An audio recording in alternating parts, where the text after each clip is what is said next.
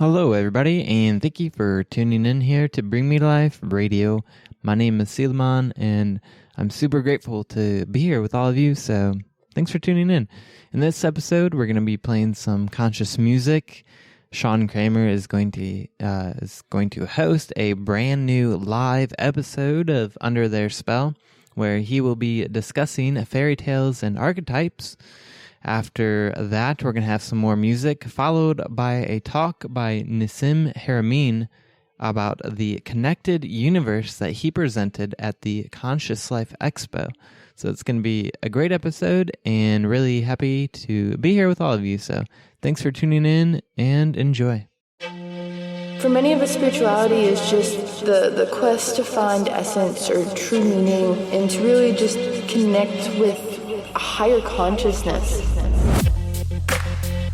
Welcome to Bring Me to Life Radio. Connecting with your spirituality is very important in this life. By becoming mindful of all of that, you can realize where you are and if that is leading you to where you want to go. Listen to the little simple things, because it's those little simple things that are going to shift you vibrationally in such a way that will prepare you to become very intuitively minded and ready to step forward on the next part of your path. I hope you can feel the love that's inside you, it's inside me, that connects us.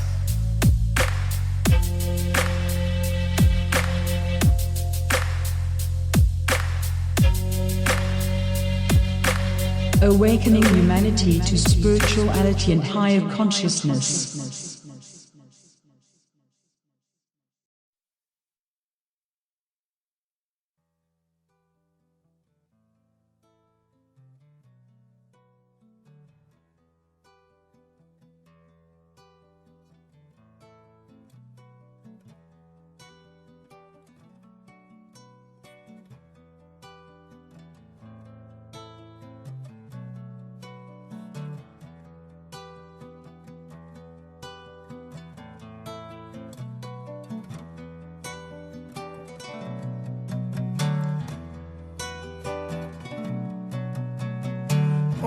Shabbat Shalom, Holy way of the Most High. Om Shabbat Shalom, I sense your presence. Om Shabbat Shalom, Holy way of the Most High. Om Shabbat Shalom, I sense your presence. I sense your presence.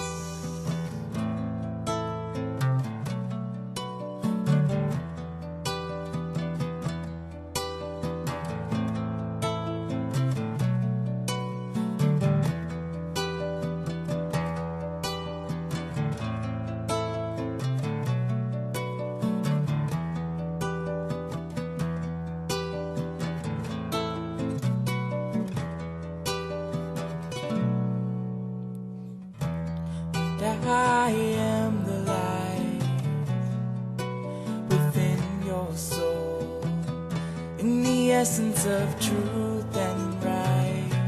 Love makes the circle whole, and here we stand in line, waiting for some sacred sign. But to find the balance is the purpose of this time. Restore the balance of the universal mind, and in the presence of my Lord of light and love, everything I find in tune with the divine. And when I call to thee, come on bended knee, surrender to the all-pervading light and love. Reflections of the one surrounding me with love. And I sense your presence. I sense your presence. I sense your presence. I sense your presence. Within and without, above and below, yeah. East, west, north and south, I sense your presence. Without and within,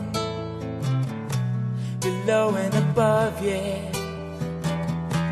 East, west, north and south, I sense your presence. I sense your presence.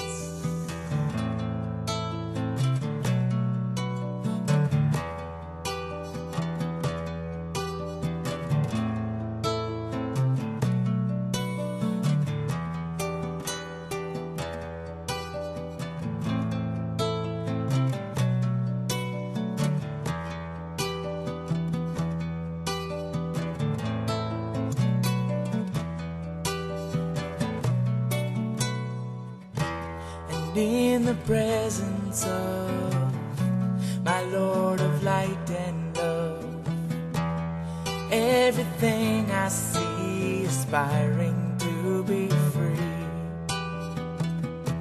And when I call to thee, come on bended knee, surrender to the all-pervading light and love. Reflections of the one surrounding me with love.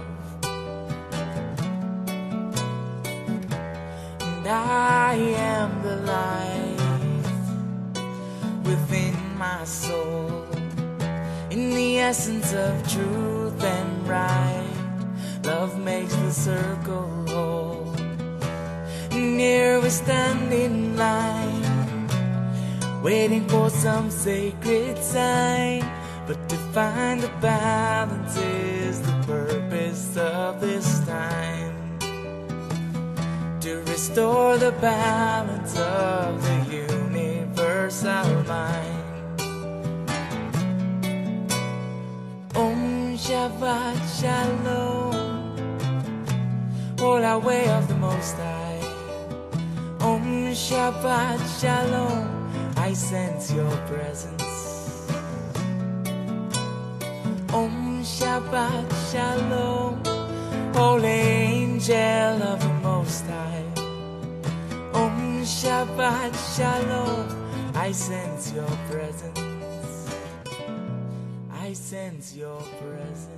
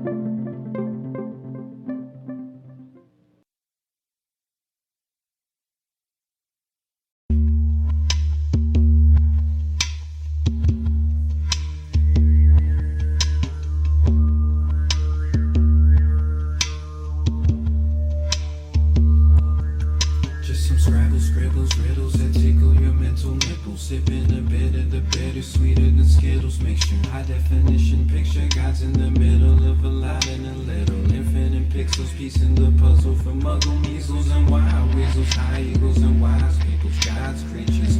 Fly creatures, sky teachers, and timekeepers. Mind readers and blind leaders. To find mirrors to shine clearer with fine vinegars. The mind miniature, time signature, fine literature. Rhyme minister, dying visitor. Mind vision occurred, hearing the word under the hummingbird. Mumbling thunder in my nerves, swerving the curve, learning to surf, twirling the dervish, feeling nervous in service, working at wild woolly mammoth, handle antics, standing the tantrums, feeling so handsome, humble, healthy, and wholesome. Slow motion, feeling so potion, so potent in the moment.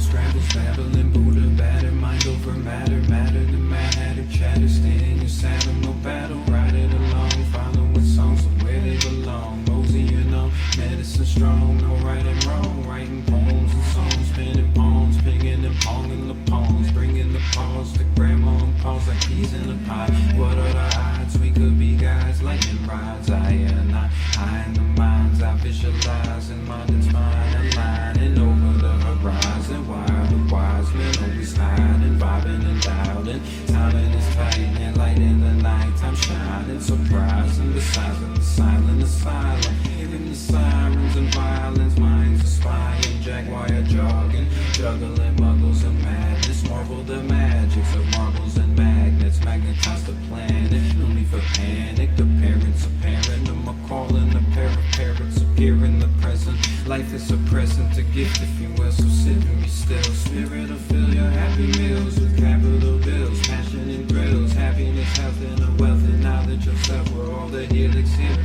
We're all the helix here. We're all the helix here.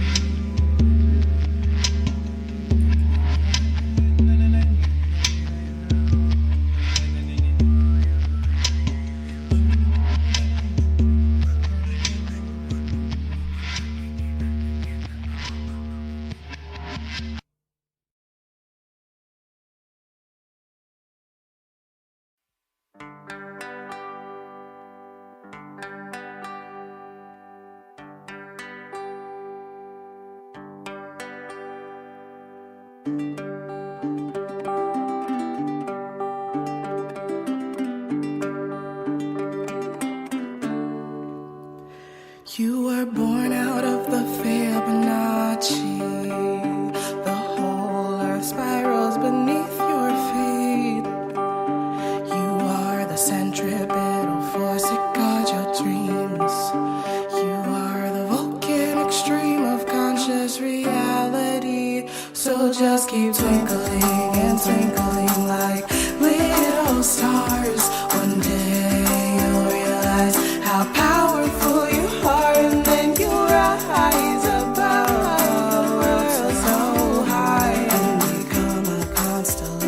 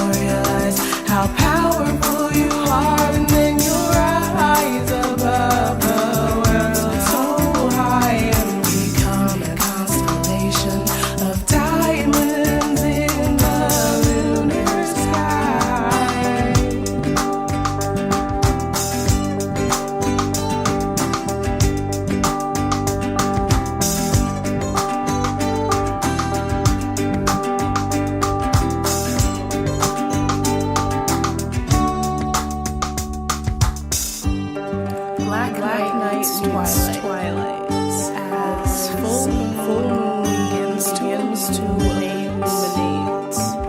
I look up to drink creation and find myself drinking you drinking. We become two. We dance, we pray, co-creating reasons to cry, struggling circadian rhythms of the mortal try and die. I think that might be enough. I think that might be enough. In this moment, I know that this is enough.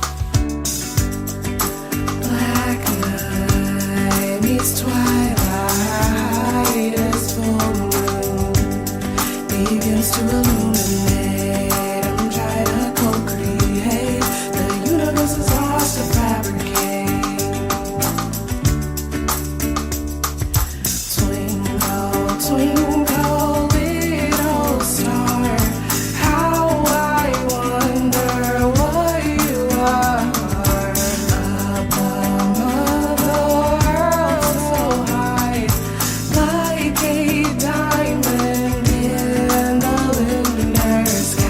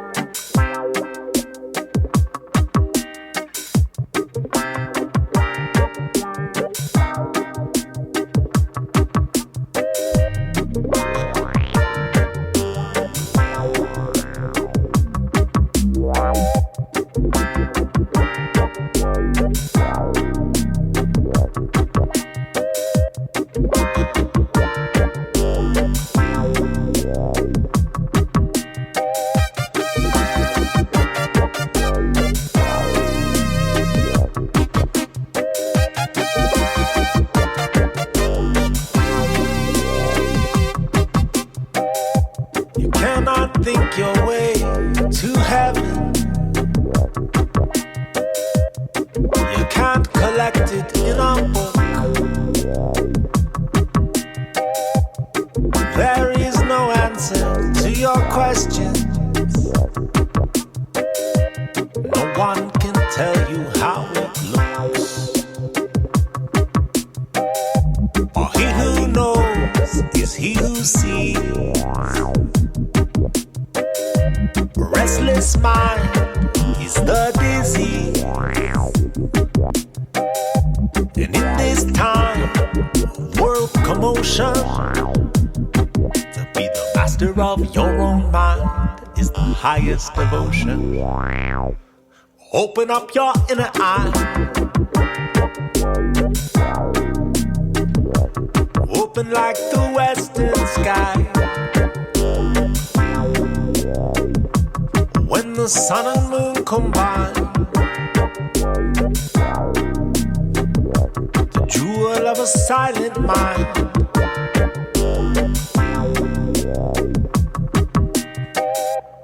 Stir up the pond and you muddy the water. Let it settle down before you have a taste. Then you can see all the way to the bottom. And the reflections of the heavens shining upon its face. But some of them, they stumble like the blind. Even though their eyes are fine. Because without this inner light, Even the noonday sun is an endless night. Open up your inner eye. Open like the western sky. When the sun and moon combine, the jewel of a silent mind. Open up your inner eye. It's the jewel of a silent mind. Talking about the inner eye.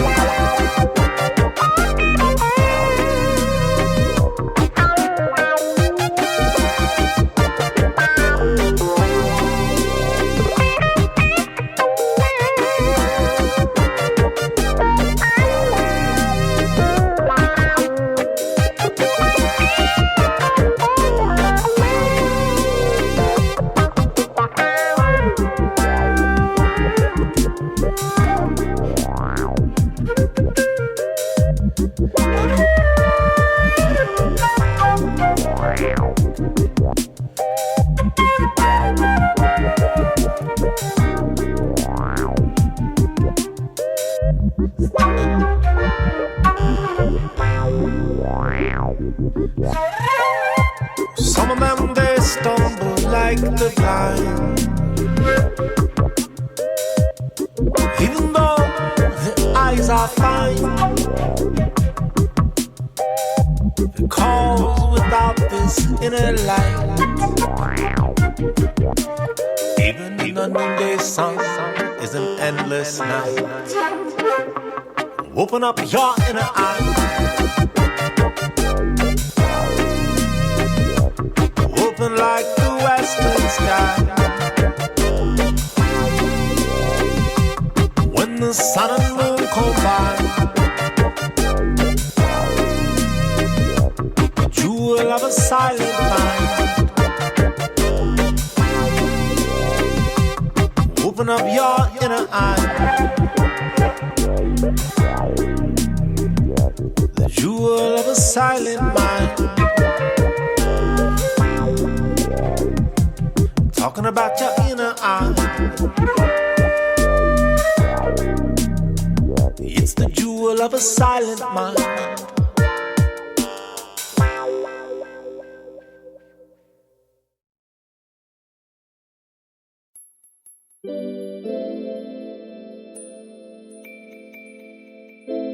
Fairy tales are both stories of transformation and symbolic poetry. They are gifts from our ancestors, offering symbols and guidance for our human development. In this show, artist, philosopher, and teacher Sean Kramer will lead us into the imaginal realm of fairy tales, where we will find healing images and wise teachings for our own journey through this enchanted world. So welcome to Under Their Spell, meditating on fairy tales.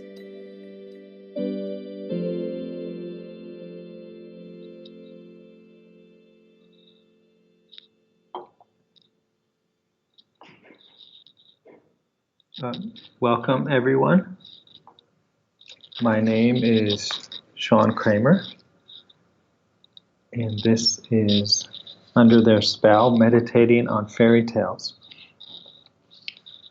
Today's topic, fairy tales and archetypes. And I do not wish this session to be just a talk or lecture, giving you information about some theory of archetypes. Rather, I intend to offer this as a meditation, an insight meditation, and ordered series of examples and images which can provide a path for our minds to follow in order to gain insight into the archetypes, into our own nature and the nature of fairy tales. So let us begin with a visualization meditation to relax ourselves, to sink our consciousness into the deeper levels of ourselves and the world. If it's suitable for you, you may close your eyes. Bring your awareness to your body and your breath.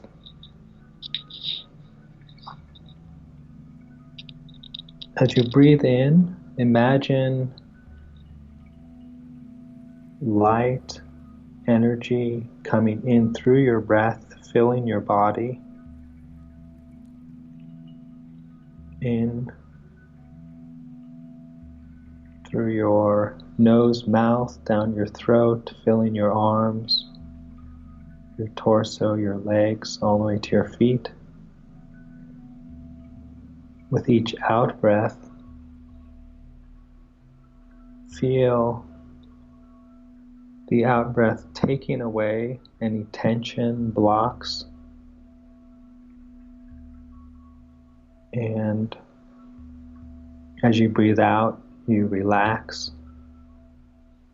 Feel yourself maybe sinking, falling down into a deeper relaxed state.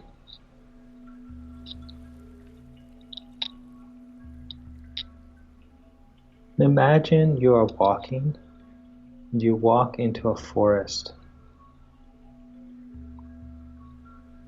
You're walking on a path through the forest, through the trees around you. And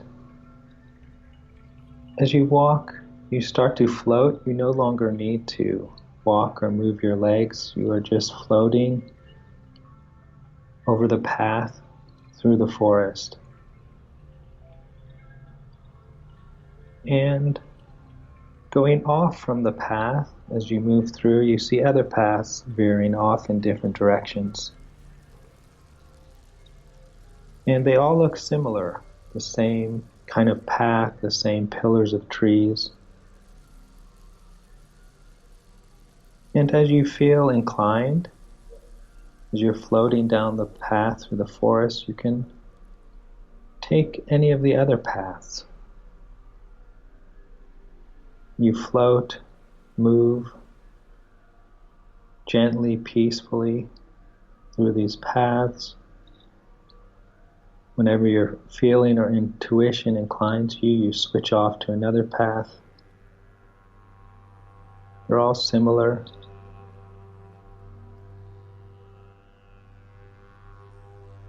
Now as you're moving along the path you're on, it starts to go downward. As you follow it downward, as it goes down, it starts to become darker. And you can detect the path and the trees, but more and more dimly, until you can't see the path anymore and you're just floating, falling gently in darkness.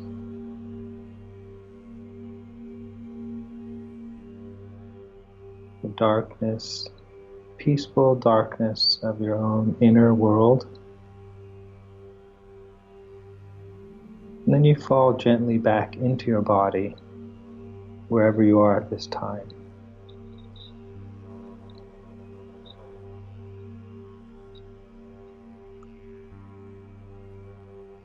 And take a couple deep breaths. And let us begin our journey into the world of archetypes. And this meditation will have two main parts. The first part focused on archetypes, considering some examples that can lead us into more insight into what the archetypes are. And then in that light, we will look at some of the fairy tales that we've already considered in this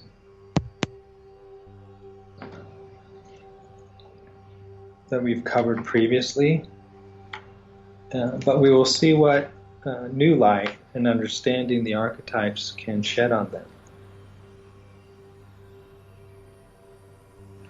So let us begin to meditate on archetypes. And the word archetype has a number of meanings. It's used in a number of different ways.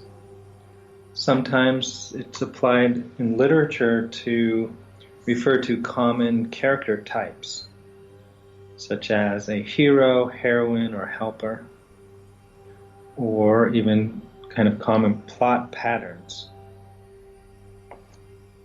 But here we're going to consider another meaning of the word archetype, a more biological sense, an evolutionary sense. A meaning of the word archetype which is found not only among humans who write literature and stories, but also in animals who do not have literature that we know of. So these archetypes are very deeply rooted in our past evolutionary nature, even going down into matter. And archetypes are such interior, really fundamental and pervasive principles of the way we experience life and the world that it can be hard at first to see them in ourselves. They're so fundamental, they're like behind us, and so, in a sense, so present that it's hard to see. So it can be easier at first maybe to identify them and their activity in other animals besides humans as a way to becoming more aware of them in ourselves. So the first example for us to meditate on is that of birds and shadows.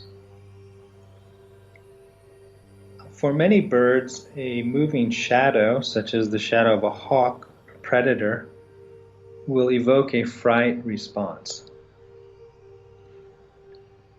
And people have done experiments, even cutting out cardboard and moving it above to cast shadows and seeing which kind of shape evoked this response in the birds. And in the 1930s, some finches were found in South America that had not been around predator birds for hundreds of thousands of years because of their location separation. Way back in the past, they did have predator birds that they had to deal with, but for hundreds of thousands of years, these finches had no predator birds flying above and trying to catch them. And some of these finches were brought to a place where there were birds, hawks. And the first time they saw the shadow of a hawk, they started shrieking. They had never seen a hawk, seen this kind of shadow, nor had their parents, their grandparents, going back for hundreds of thousands of years. The first time they saw it, they started to shriek. There was a memory, genetic coding that had been passed down, had been unconscious to them for all these thousands of years, but was still present in them and ready to be awakened. So when these finches had that emotional response, that shrieking, fright response, they were in their emotions connected with, and in some ways responding to, not just the immediate perception of a shadow.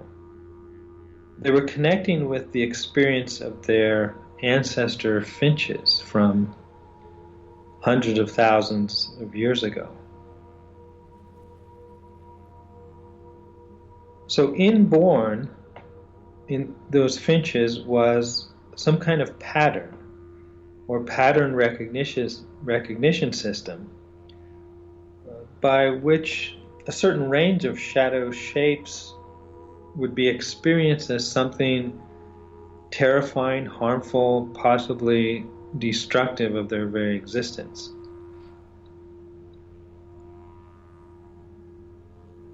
Such inborn patterns with this power to awaken and even possess us with these deepest experience of terror or of longing and desire. These are the archetypes, or some examples of kinds of archetypes.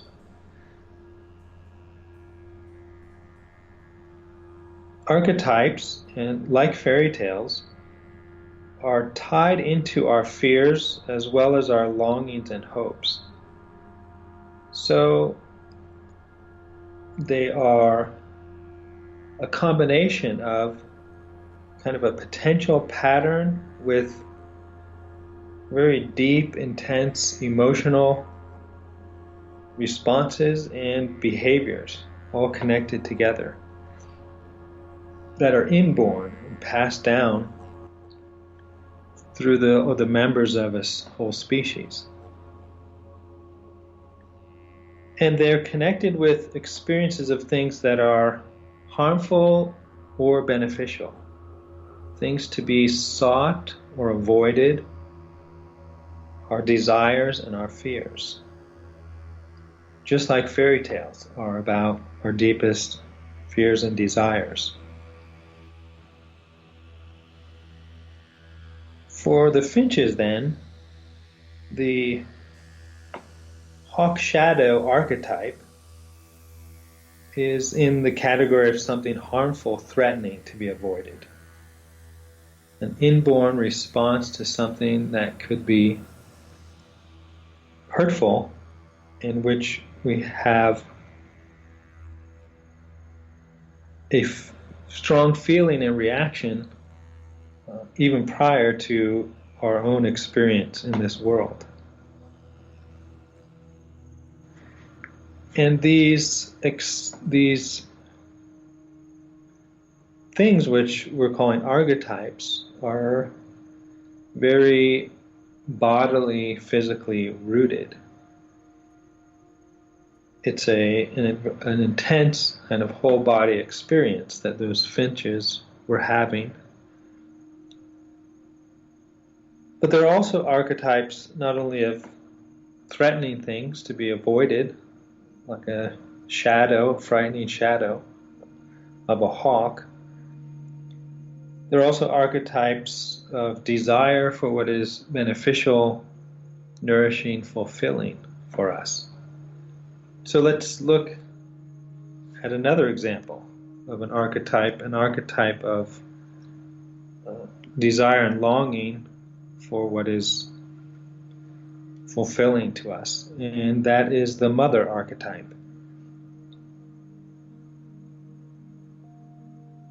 In around the year 1935, the naturalist Konrad Lorenz was working with geese, and he observed how even in the egg, the baby goslings were searching for a mother, longing for a mother.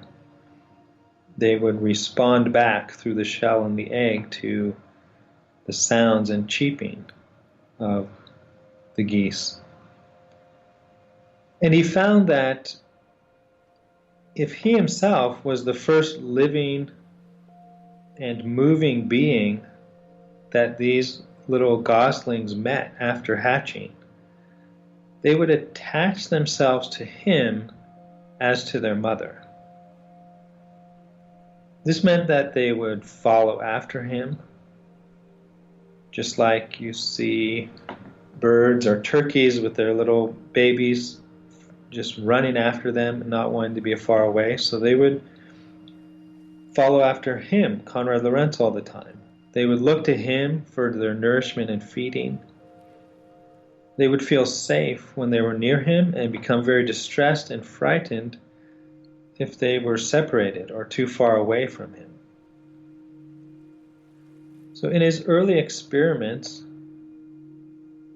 with this, when the little baby goslings took him as their mother, he would squat down and walk around, squatted down, and he had to continually make sounds, goose-like sounds. Otherwise, the little goslings would become distressed if he stopped making the sounds. So he learned he had to constantly be making these sounds, and if he stood up, they would become distressed.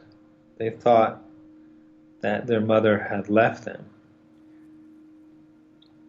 So there's a story that he tells when he was first doing this. He was in his yard, and he had all these baby goslings who were attached to him as their mother, so he would spend lots of time out in his yard, squatted down, walking awkwardly through the yard, making goose sounds. And the grass was so tall that you couldn't see the little geese. And his neighbors, where he lived, were one time found to be all peeping over the fence, watching him, thinking he was gone completely insane, seeing this man squatted down acting like a goose in his yard. Now later, him and his students would use boots, like rain boots with different patterns on them for the little goslings to see when they were born, so then they could wear these boots and the little goslings would follow around the boots. Some boots had stripes, some had polka dots, some had zigzags, and if the goslings were attached, and he called this imprinted, they were imprinted to the polka dot boots when they first came out of the shell, they would ever after follow around polka dot boots as their mother and stay as close as they could to it and follow wherever the person went who was wearing that kind of boots. Someone else with striped boots would not attract those goslings unless they had been imprinted with striped boots. In that particular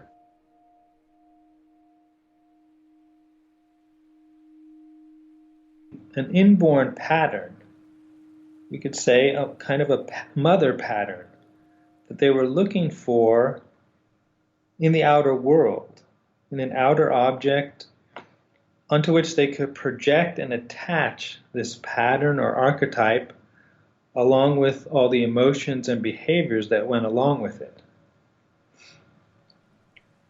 And this inner mother pattern or archetype was generalized. It wasn't one particular thing, but it became, or a specific image, but a general pattern that became specified by the imprinting.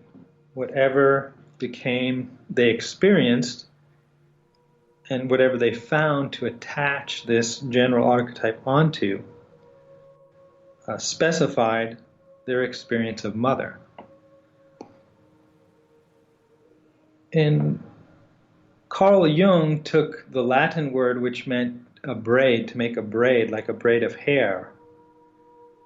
And he said, around the archetypes, through our experiences and imprinting, things got gathered like into a braid, as if our experience of life was flowing hair that gathered into these different braids in our soul and our psyche. And the Latin word for this braiding was complexus, and so he used the word a complex, but it means a braid. Things that get gathered around the archetype through our experience.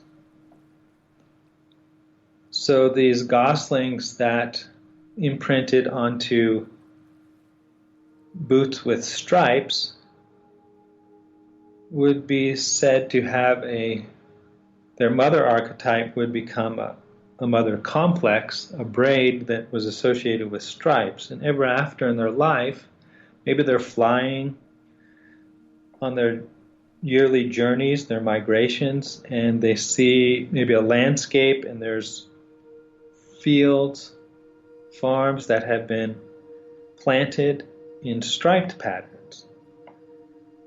That goose will experience intense emotion. All its feelings for its mother will be reawakened through those stripes. We could say that psychologically they'd say that was his mother complex. That's sometimes used negatively. To say someone has a mother complex sounds like something's wrong with them, but everyone has a braiding or a complex around their mother archetype depending on what their experiences and imprintings were. So there's those two levels, the archetypal inborn level that we're born with as a species, and then our experiences that gather around and specify it, called a braid or a complex. Now, with these birds, when they attach to something as their mother, there became a strong set of emotions and behaviors around whatever that object they imprinted to as their mother. There was a space around it, a kind of a circular radius in which they would feel safe and they could eat and play. And they would want to stay within that radius around the mother object. But outside that space, if they went beyond that sphere, that circular radius, they became very distressed and frightened, would run back into it if they could find it, or feel very distressed, frightened, and over time very distressed and depressed if they remained outside that sphere around the mother. So the world inside the sphere around the mother was experienced as safe and nourishing and life-giving. But the world beyond that sphere was immediately experienced as threatening, stressful, disorienting, lost, a place of possible death. And this seems to be the first experience of animals, birds, mammals, and ourselves, of the world and its space. The division of the safe space around the mother and the threatening lost space outside that circle.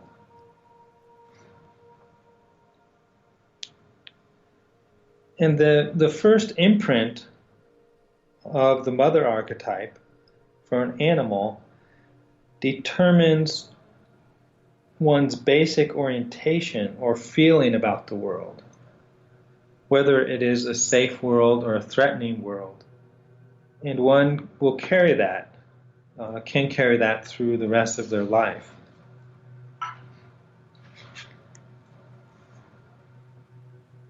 So I think you can already see, if you remember our meditation on Hansel and Gretel, many ways in which the fairy tale Hansel and Gretel is a tale about the mother archetype and its various ways of being imprinted. Imagine if these geese would tell stories, and they wanted to tell very deep stories that would reach back to their earliest experiences, their semi-conscious memories of their development inside the egg and during those first hours of being imprinted, and the days afterward living in relation to whatever they imprinted as their mother. This would be those stories would be very much like Hansel and Gretel, except instead of human children and parents, it would be little geese and goslings. They would tell a story about feeling at home and safe when they were near the mother and within that sphere of nearness, about feeling lost, threatened, vulnerable when at a distance, and about trying hard and having one aim of getting back home to the mother when they were away. Just like those little birds that follow and become distressed when their mother's too far away. And they would be, when they were away from the mother or had lost their mother, they would be imagining, dreaming images of the mother archetype. When in the outer world, they could not find something that offered to be a carrier of that archetype. And so in Hansel and Gretel, we see that these little children who are left in the forest and their parents leave them and go back home, the children are outside that sphere of their parents, and all they want to do is get back. They try to get back. They do successfully one time. The next time they don't. The birds eat the breadcrumbs and they can't find their way back. There might be more significance there about the birds also then in this light of birds as creatures who we see making nests and caring for their eggs and hatching their babies. So the little children of Hansel and Gretel, being lost, separated, away from the mother, they, in the forest of their mind, their imagination, and their dreams, the archetype arises and becomes an object of great longing, and they look for the fulfillment of that. They imagine the cake house, the gingerbread house, the place of safety and nourishment and home. And this happens to people who do not find a good object onto which to project and place their mother archetype and all those longings. A man I knew, when I first met him, he was a large, strong man, looked very tough. He looked like the typical Hell's Angel or a bouncer. But as I got to know him, he had inside of him a very frightened little child. And he told me his story that his mother, who gave him birth, was incapable of being a mother, incapable of carrying his mother archetype. She was a drug addict, irresponsible, so he spent a lot of time just left in his crib as a baby, crying for his mother neglecting him, leaving him in the crib, not changing him, not feeding him. So when he was a young boy, about 10 or 11 years old, an older boy took him out and gave him some whiskey for the first time, opened up a whiskey bottle and let him drink from the whiskey bottle. And he said that when he drank it, he felt this warmth going through his body, this great feeling of safety and of mother, of being surrounded and held by his mother. All that he had been longing for, that was rooted in his mother archetype and had not found a response in the world, became projected onto the alcohol, the whiskey. He felt like he had found his mother. And, of course, he became addicted to alcohol for a long time.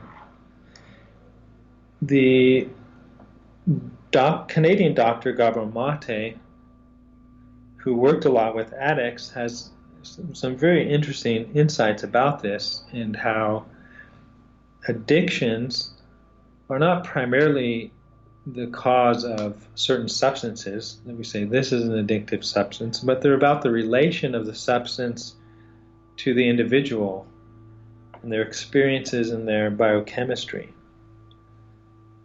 And many of them have to do with their experiences of the mother archetype and their imprinting or bad imprinting.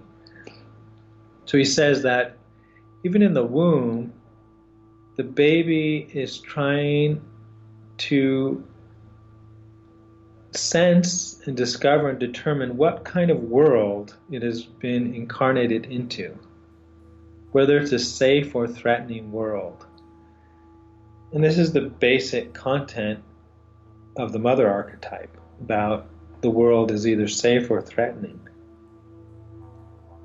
And if the mother is very stressed, such as a single mother who isn't supported, she's going to be very likely quite stressed a lot of the time. The baby is, through the mother's body, determining what kind of world this is, if it's safe or threatening. And if the mother's very stressed, the baby's whole neurobiology and neurochemistry are forming itself for a dangerous, threatening world. And it becomes more habituated to and flooded with stress hormones like cortisol.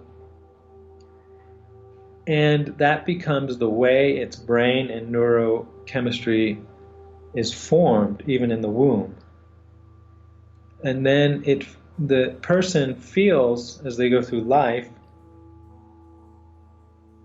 apart from the actual circumstances they're in, they feel like they're in a stressful, threatening environment. So they feel stressed, anxious, depressed. And when such a person comes upon and tries a certain drug, maybe alcohol, maybe an opiate, they don't just get high or feel good like another person might. They actually feel normal, like they may never have felt in their entire existence from the womb. They suddenly feel safe, relaxed, less anxious, able to be interested in the world, curious, relate to the world, which they never did before. So they don't just become addicted to, I'd say, getting high, but to being normal, to feeling safe, as they normally do not feel.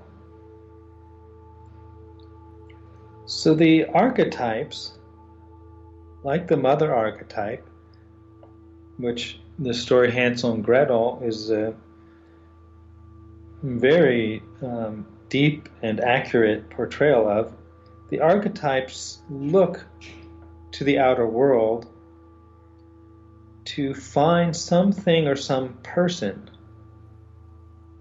onto which they can be projected, which can become clothed in the archetype, and to which the animal or we ourselves will attach the archetype and its braid or complex, the things around it, as well as we will attach our needs and longings, the emotions and behavior patterns that are all involved in that archetype. There's an interesting example of some gulls, some bird gulls, whose mother has a red dot on her beak. And when the mother comes to the nest, the baby gulls, they have an inborn response to peck on the red dot. So if a person makes something and puts a red dot on it and puts it near the nest, the little baby birds will automatically peck on it. And when the mother has that red dot pecked upon, her response, inborn response, is to regurgitate her food and to feed the little babies in the nest. So imagine the art, if those gulls grew up and would develop images that move them, they would likely have a lot of art with big red dots. And artists who made paintings with big red dots would attract viewers to galleries and museums. You would see these gulls standing around enjoying looking at paintings with big red dots, because it would evoke these deep archetypal feelings that were not only of their experience, but were awakening the kind of material genetic memory going back of their whole species.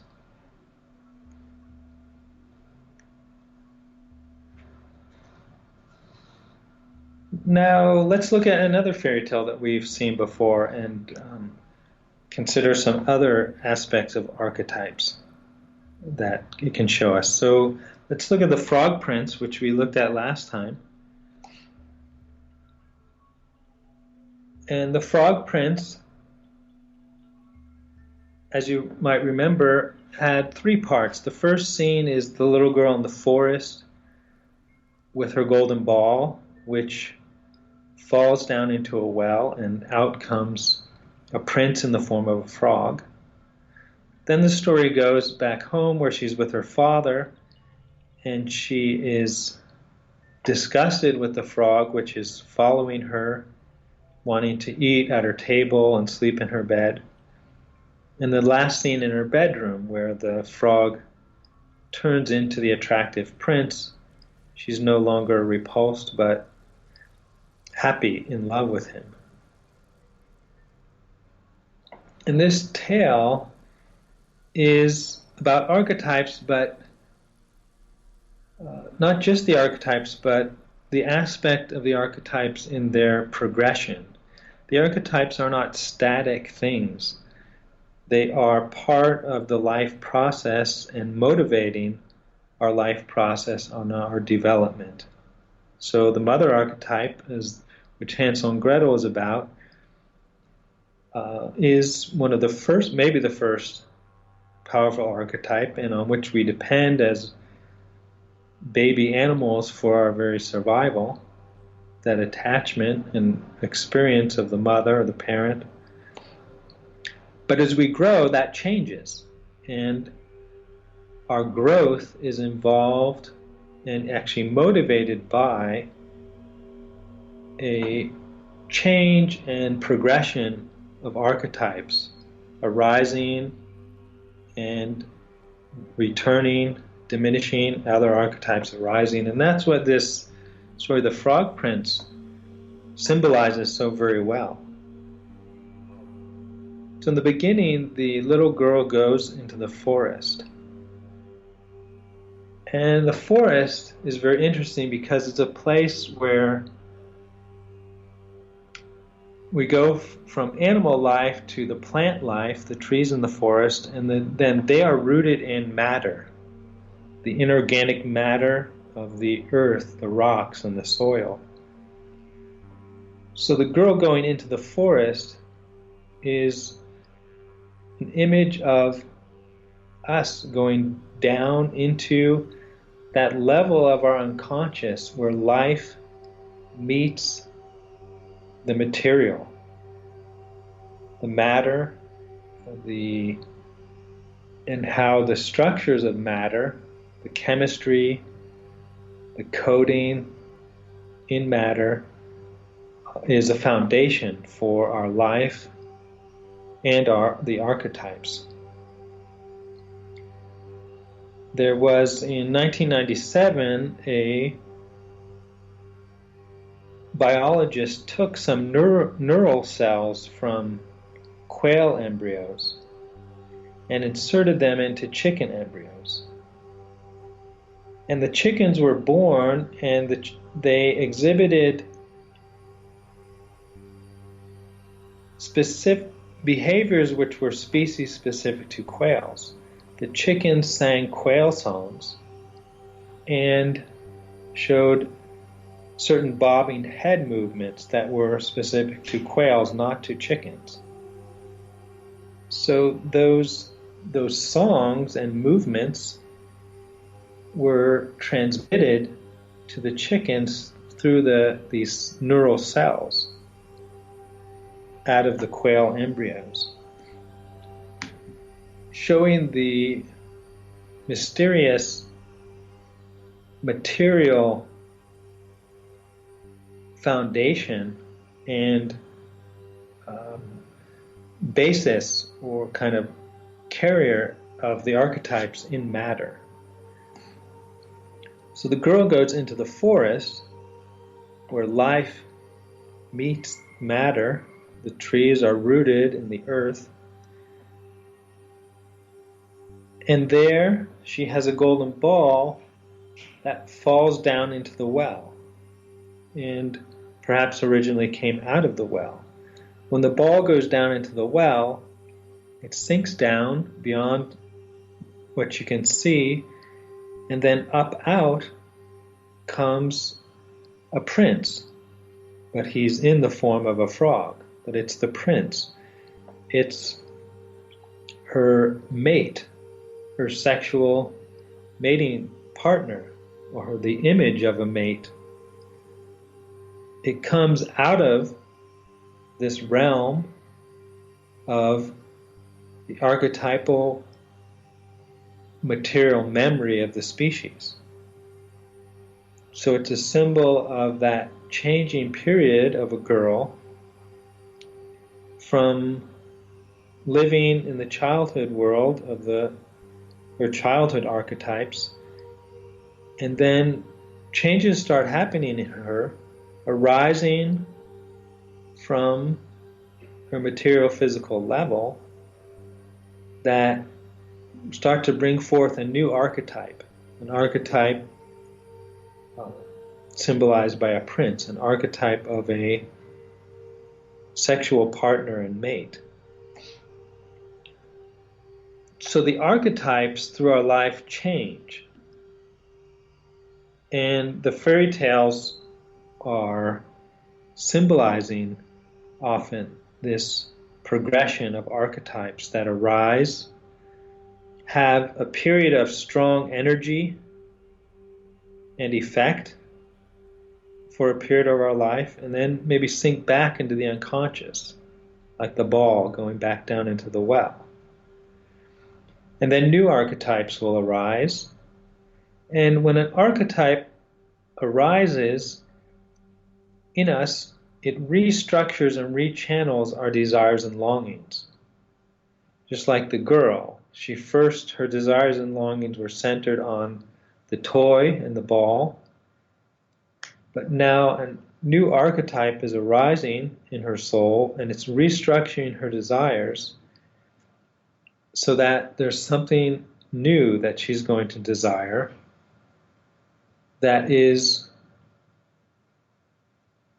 channeling her desires toward further step in her maturation of her as an individual of her particular species.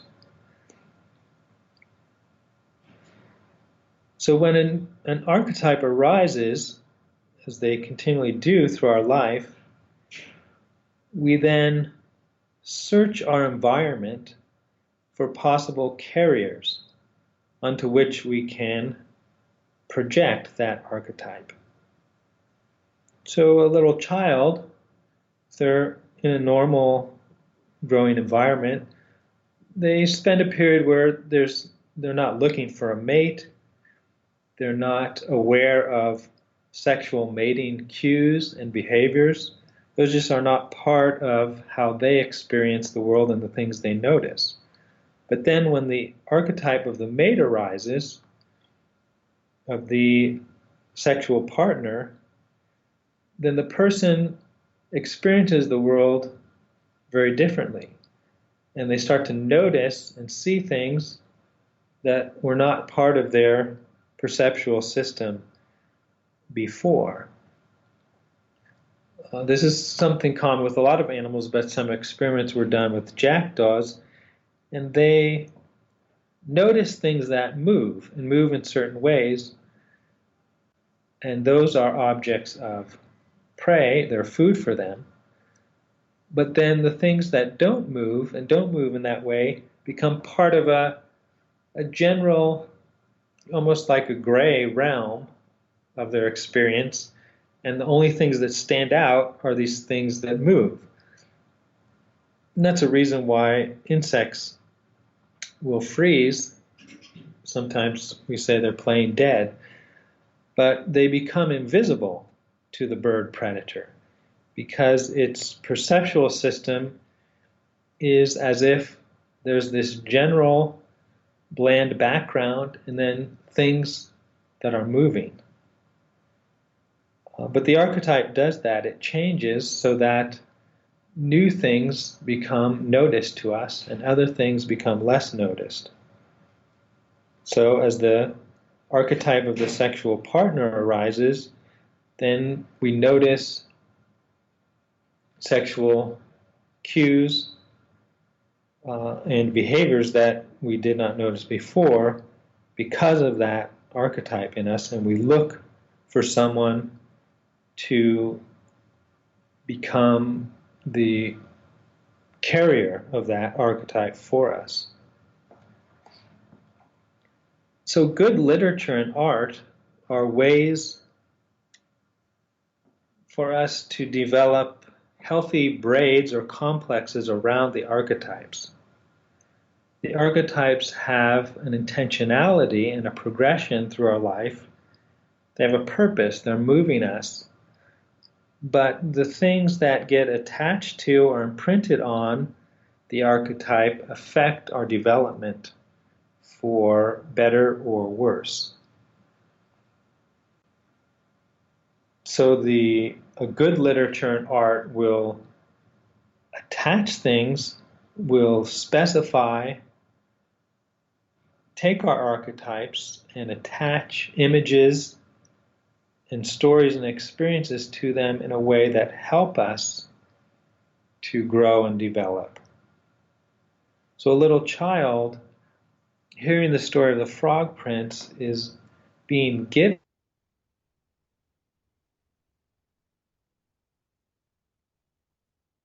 which can be attached to their awakening archetype in a way that will help them reach the intentionality of the archetype. But bad art or literature will do the opposite, will hinder the individual from finding the fulfillment, intended developmental fulfillment of that archetype.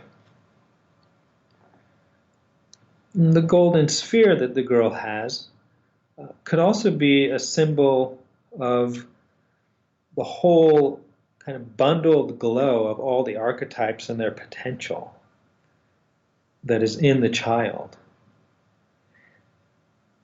And that's a suggestion that in childhood, the archetypes in their promise and potentiality are present and experienced by the child and projected all around the world onto things, the archetypes of longing and threat, so that the world has this intensity and glow of it.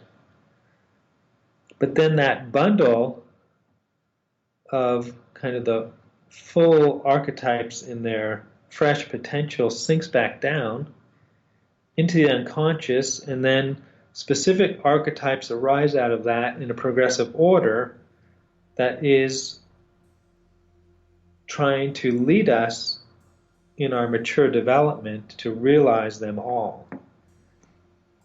So the symbol of the archetypes in their fresh potential is often a sphere.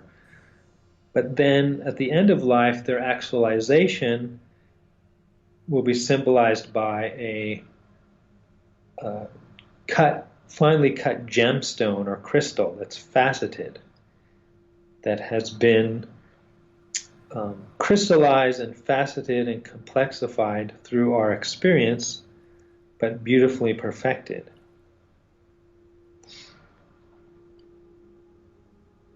The prince as the frog is symbolic of that in-between phase when the archetype of the sexual partner starts to arise in the child or young person, but other parts of them, their emotional system, their psychology, are not ready for that. So it's there's an attraction and repulsion phase until they mature, and then the archetype of the mate, the sexual partner, can be placed onto someone in a way that is fulfilling and happy, as happens at the end of the tale.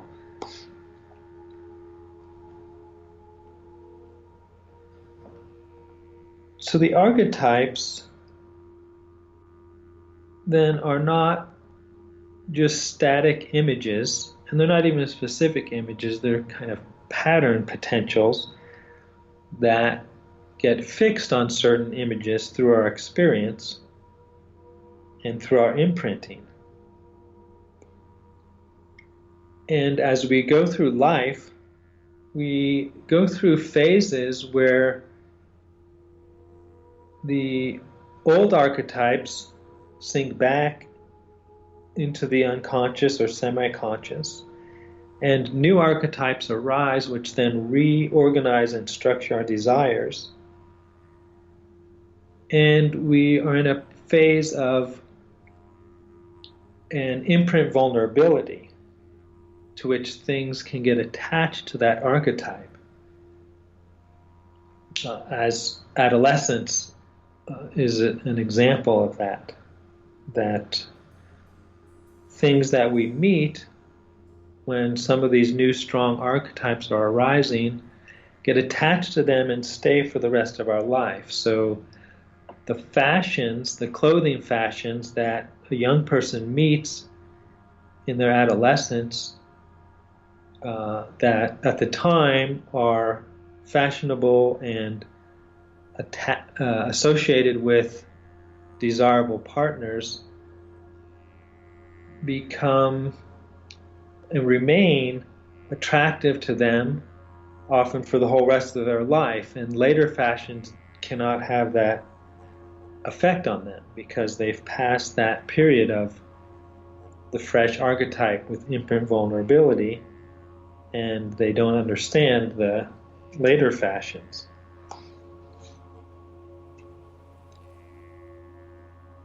So let me conclude this meditation on fairy tales and archetypes, which the topics will continue in our further meditations. We'll go more deep into them, but I wanted to lay some foundations, some basic insights. But let me finish by making a connection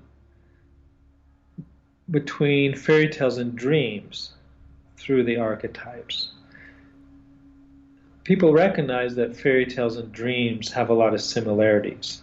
Fairy tales seem like dreams, and dreams can seem like fairy tales. And one reason is that at night, one thing that is happening is we are going back into the forest, into those deeper levels of ourselves where the archetypes are, in the deep levels of our soul and our body, our genetic coding. And our dreams are a natural process of trying to connect, integrate, and relate our own personal experience of life as an individual with that whole material genetic memory of the species that is housed deep in our body and our psyche. And dreams are that process, an expression of that process. So a very strong emotional dream, if it's very intense, that's a sign that an archetype has been touched in that dream. And the fairy tales are similar to that. They are also stories that reach down to that level and are helping us connect our individual story, our individual life process, development, and journey with this very deep journey of our whole species and the experiences and memories that have been passed on to us in the archetypes.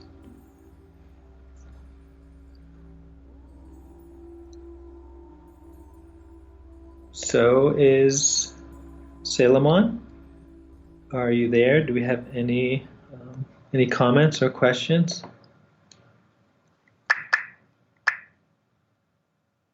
Can you hear me?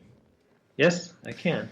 Great. It's a very, very great episode. Very interesting stuff here. And while I was listening to you talk, it seems like that archetypes play a really big role in our lives. And I was just wondering, do you think that the archetypes kind of help us as humans make sense of the world that we're living in? Oh yes, they do. They have, just by themselves they do, and our own reflection and understanding really helps us make sense of that, of how we experience the world, of what is happening. And it's very, I think, especially helpful, insightful if we see the progression of the archetypes through the developmental stages of life, and then notice that in ourselves. I've been helped a lot. There's special things that happen with the archetypes at around midlife, like late 30s, early 40s, that Carl Jung noticed and really wrote a lot about. But just like during adolescence, which I talked about, or the early childhood, and it's very helpful to know about that for ourselves, to be aware of what is happening and to cooperate with it, so we can move forward with their intentionality, their development, and cooperate with it is very helpful for our own personal growth. I like that. You also said how in the Frog Prince the partner came into her life, but it was Frog because she wasn't quite ready for that archetype to be fulfilled, and then when she was ready, the Frog turned into a prince, and that was fulfilled. So I thought it was a really cool episode. Yeah, and I think to me it's very enlightening, and it really opens up some of the depth of the fairy tales that the tellers had very deep insight into, not maybe using our same language, but they saw into these things and put them into symbols for us. Yeah, very cool. Thank you. You're welcome. Shall we finish with a meditation? That's fine with me. Okay.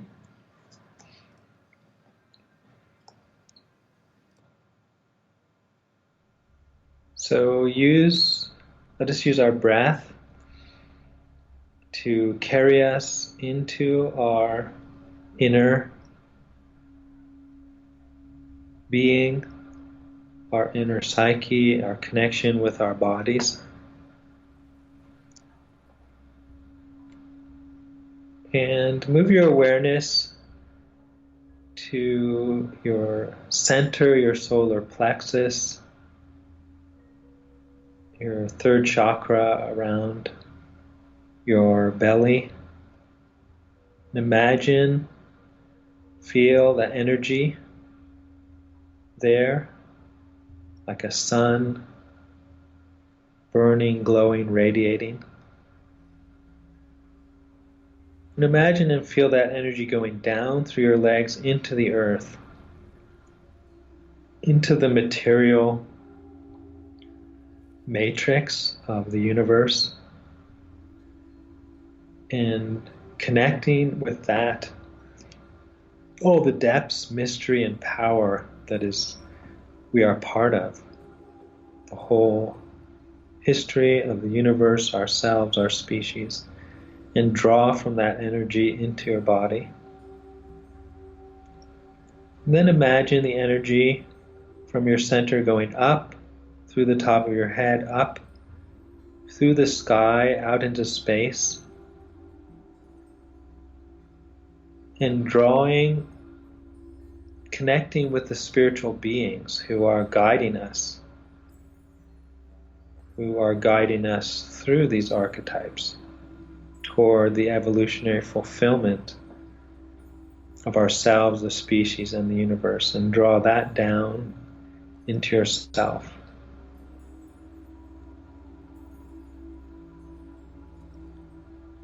And we thank you, all the heavenly powers. We ask you to enlighten us on our journey, to help us understand our nature, our purpose, and to follow the steps of our life in the way that will most help our own evolution and the evolution of all humans and all the world.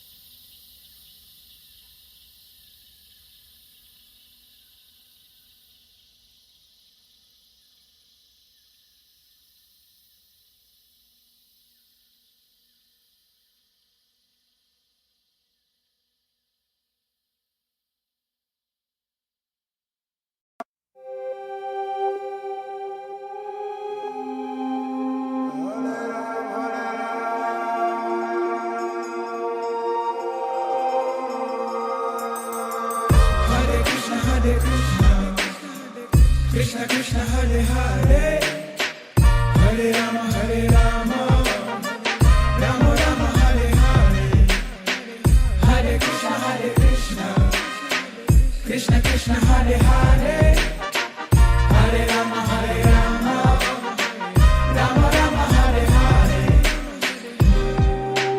I don't wanna understand, I just want you to come and take my hand.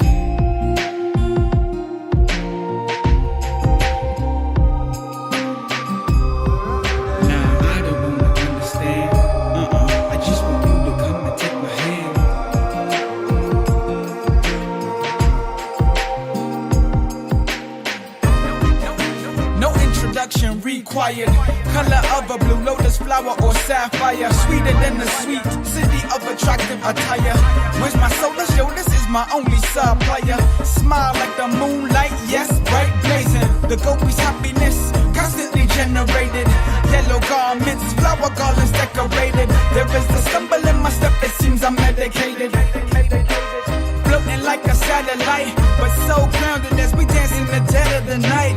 Eyes restless, but you never left my sight. You're just for me, this ecstasy is the green light. As I cruise, your effulgence is the street light. Not satiated, but yeah, I'm satisfied. The mountains on your pinky, it's alright to just receive, no need to put up a fight. I don't wanna understand, I just want you to come and take my hand.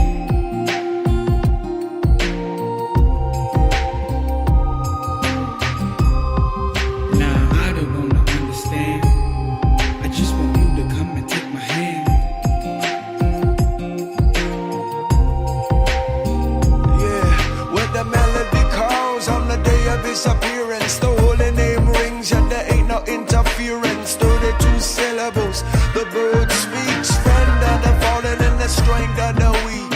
The one I seek, he be running through the pasture. Cow, her child, come fast. Put the name on my tongue and I watch kingdom come as I fall at the feet of my master. Right there, what can I say to the Lord and the gopis I pray? Just like Nitagoranga, the rain and the thunder, I run through the streets, so what spell am I under?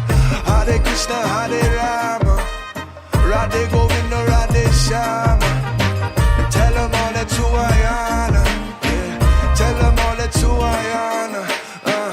Hare Krishna, Hare Krishna, Krishna Krishna, Hare Hare, Hare Rama, Hare Rama, Rama Rama, Hare Hare.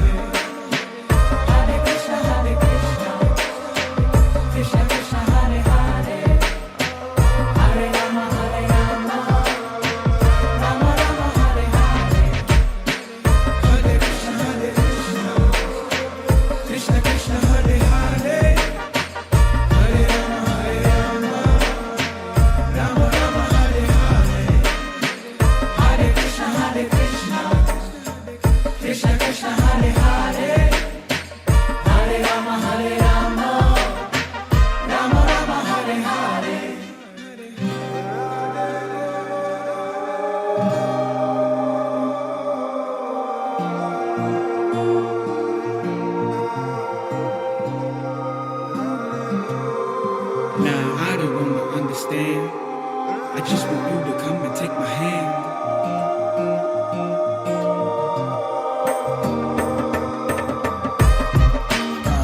How we do.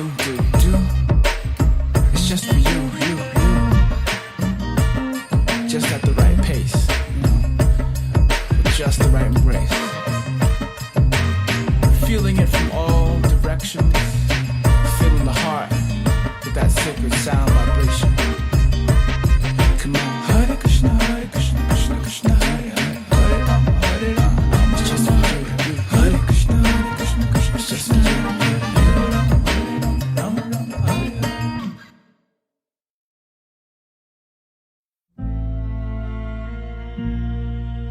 That first night we met, I won't forget. You the bright sunlight, I walking through a dark crowd. The party slowed down, talk stars moon. Float me on an angel cloud sublime is the tune. Malibu to the beach, laughs about fun, but we're just too young to really understand love. I told you that I fell, but then I stood me up again. You said I know who you are, and you healed up my wound. Came and removed pain. I'll always do the same, and if you fall, but really you just seem to stand tall. We always pressed on, life improvement marathon. The time keeps running, but our love is timeless. We always pressed on, life improvement marathon. Time keeps running, but our love is timeless. Life is beautiful, everything around me is plentiful because of you. Everything I do just now has followed through. Here for you, every single day of every year. You're beautiful, love we share will never disappear. Life is beautiful, everything around me is plentiful because of you. Everything I do just now has followed through. I'm here for you, every single day of every year. You're beautiful, love we share will never disappear. And with Kendo developed love none can take away. From the very first day, Nemo had a special place. I see it on his face, it makes me so proud to realize this very special love that we have found. It's the smiles and the meals and the gifts and the dances and the trips. Nothing goes my way, I wanna hide away till I get home. The support you give, my perspective change because we stand so strong. And as life moves along, we make a model for our kids to work for, believe in, for their life. It's our home, you're my wife, and I appreciate you every single day. Life is beautiful, everything around me is plentiful because of you. Everything I do just now has followed through. Here for you, every single day of every year. You're beautiful, love we share will never disappear. Life is beautiful, everything around me is plentiful because of you. Everything I do just now has followed through. I'm here for you, every single day of every year. You're beautiful, love we share will never disappear.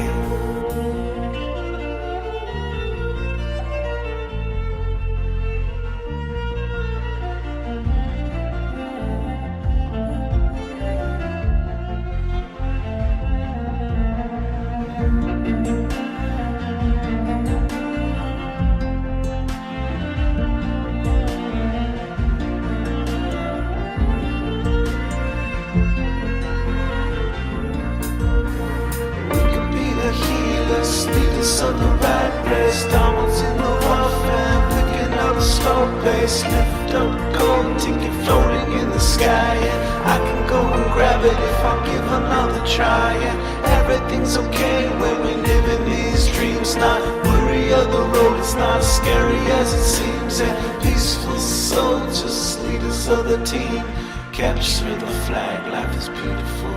My life is beautiful, everything around me is plentiful because of you. Everything I do just now has followed through. I'm here for you, every single day, every single year. You're beautiful, the love we share will never disappear.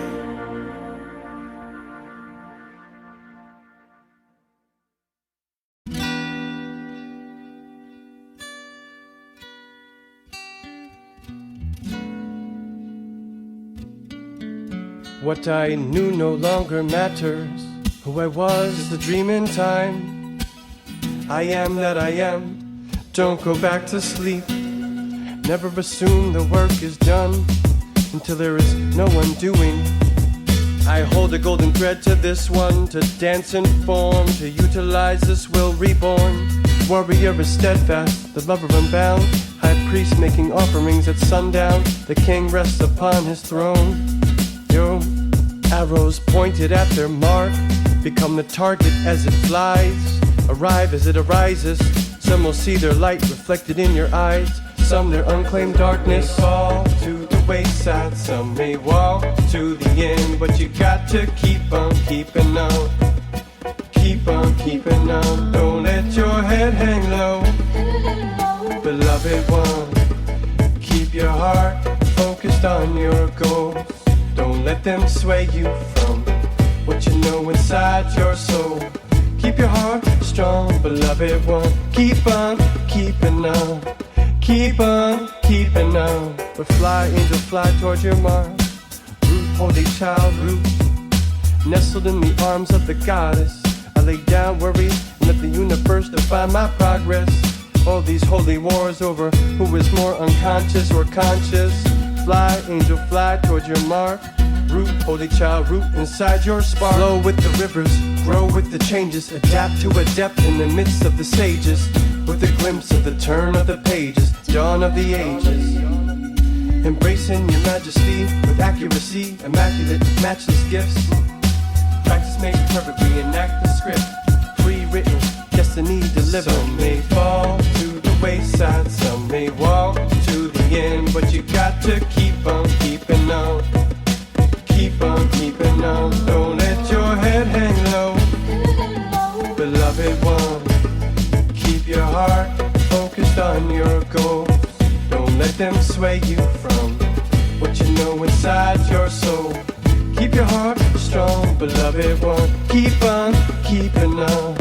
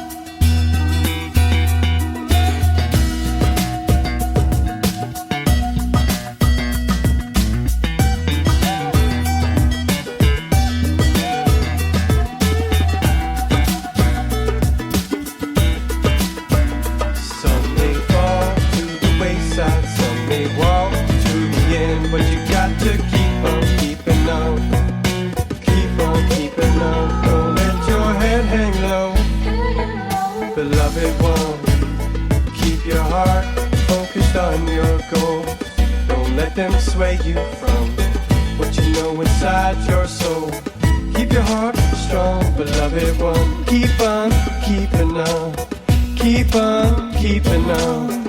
Keep on keeping on. Keep on keeping on. Keep on keeping on.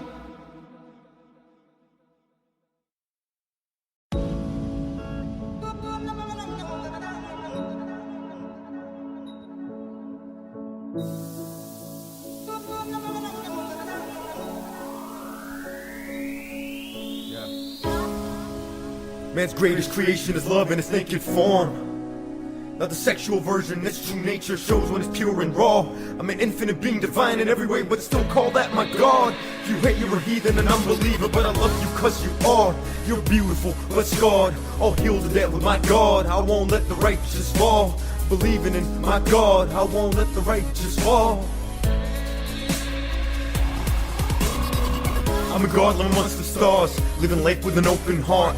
Life's hard, but I'm not gonna fall. Stand tall, you can hear me roar. Fist to the sky, I'm marching on. Tied to the beat of the lifeless song. Forced upon all of us. Time passes, slowly conquers us. The darkness conquers the light in us. I'm a dreamless God that is waking up. Naked Eve in the Garden of Eden, eating the apple, freedom. I'm seeking faith in love, and I won't be defeated. Faith in man, I'm tired of it bleeding. Wars and hate are its open wounds. Lose their hope and they say we're doomed. They say we're gods that were left in tombs. Walking dead, we'll be breathing soon. We've been through hell and back. Heaven awaits us, believe in that. Think and believe it and then enact. Make it fact to the unbelievers. Our love makes angels out of demons. The fall it'll rise if you just believe it. Freedom is love and I'm seeking to be it. I think it, I am it, I won't be defeated. Side every cynic and defeated man, a believer damned, deep in need of a helping hand. Love your neighbor and help him stand. Help him restore his faith in man. I scream, I chant, fall and arise. It's time for mankind, open its eyes. Man's greatest creation is love in its naked form. Not the sexual version, its true nature shows when it's pure and raw.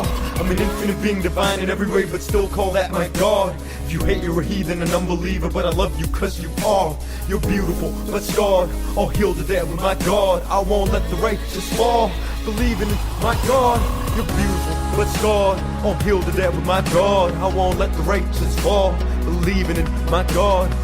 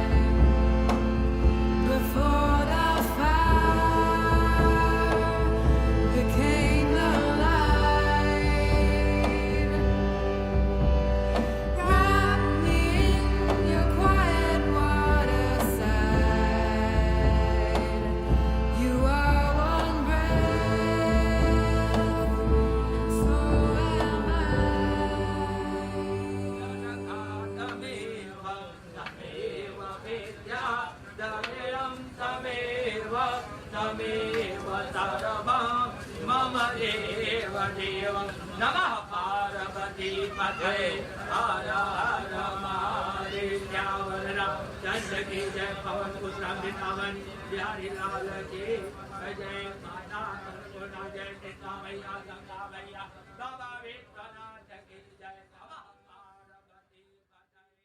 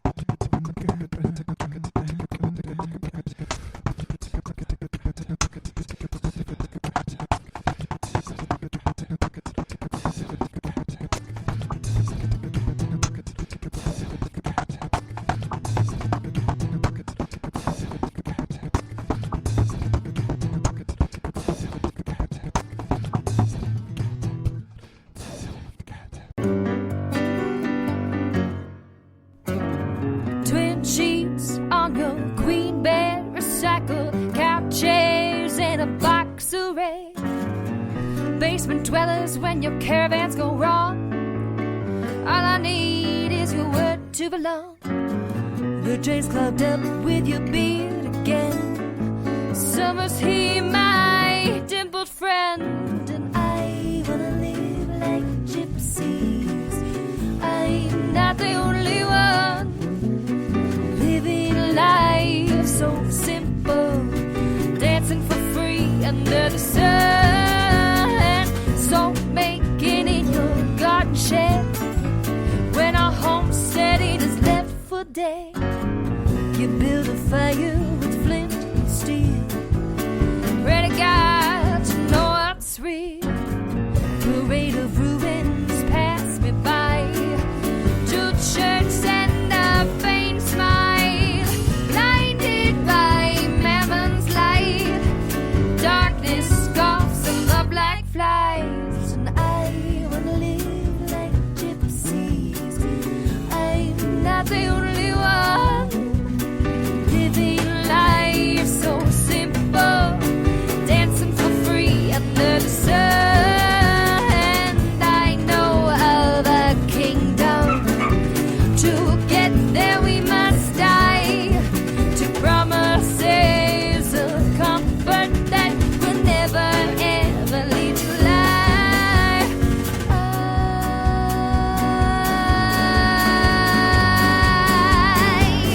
Da, da, da, da.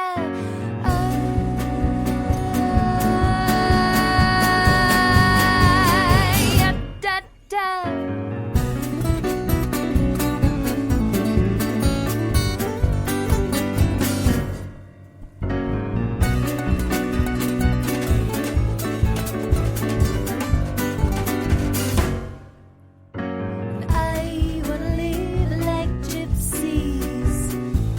I'm not the only one living life so simple, dancing for free under the sun.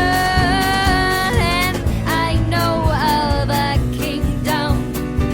To get there we must die, to promises of comfort that will never ever lead to life. And I bet it's full of gypsies, the broken widow and the poor. Blessed are those who find it, for they're gonna live forevermore. And I,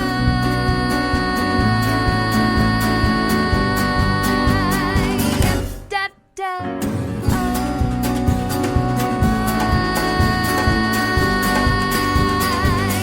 da, da.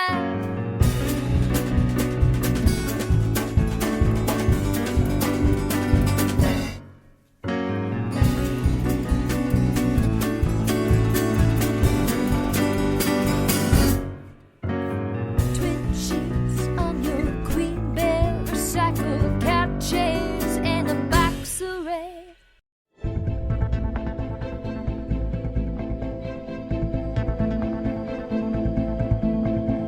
And Conscious Life Expo is so happy to host Nassim. As many of you know, he's one of the leading teachers, visionary, and the most brilliant scientist that is applying his genius to prove scientifically and study and have us understand what the spiritual teachers have been telling us. We are all one. It is all connected. His amazing research, which you'll see here, he's going to be sharing a lot of his new research, really shows how we are all connected and can move forward with that light. He's also going to be sharing his movie that he's coming out with next summer. He did a crowdfunding campaign, and it was one of the most successful crowdfunding campaigns for a documentary. So I'm really happy to present to you Nassim and what's going to be a wild ride of revolution and revelatory experience. And first we're going to be blessed to see his trailer of his new movie that will be coming out next summer. And so here it is. Thank you.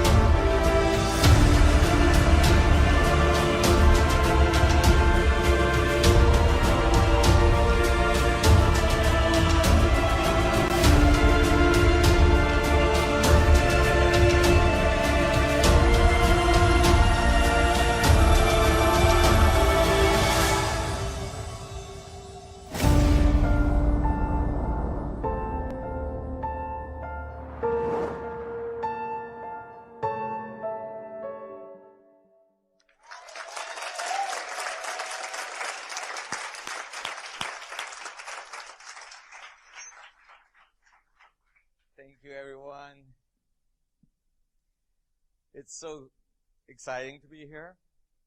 You know, this is one of the first talk I did.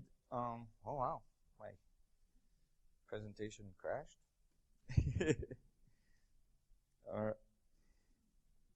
Yeah, I haven't done a talk in a long time. It's great to be with you guys. I'm like, oh, family.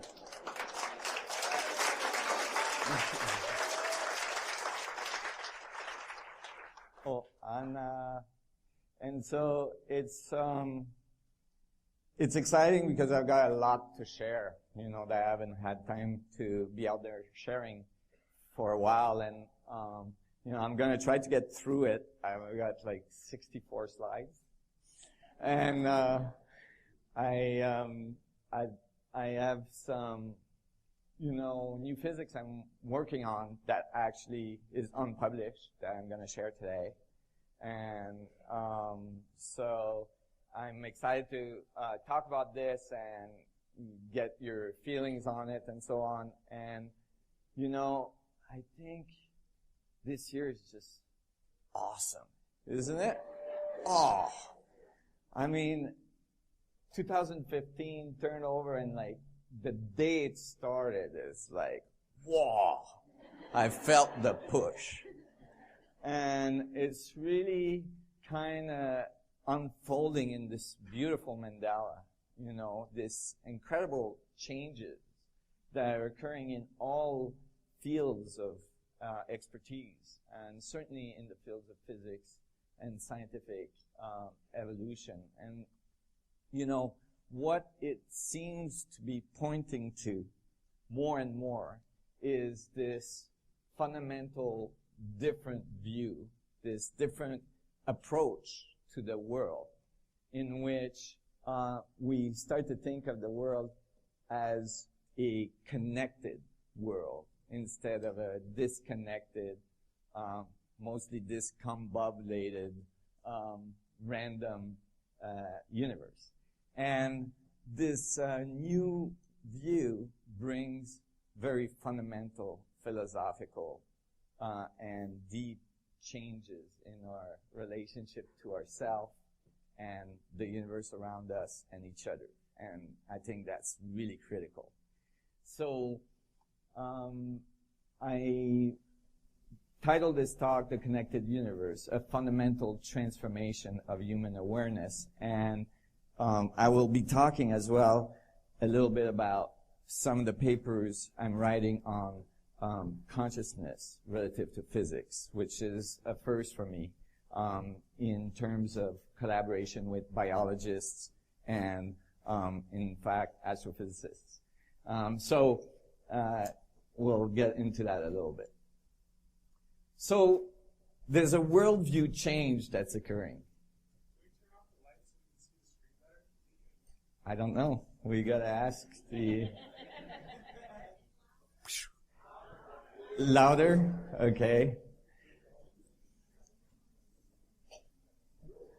There we go. Woohoo!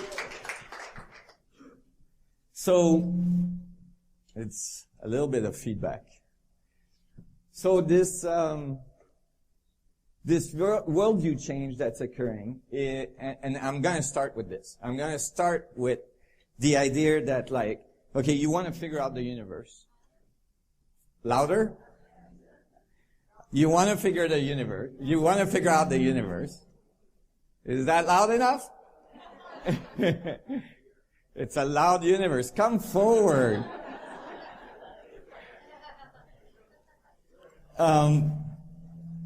Is this we're getting feedback up here if we turn it up too far?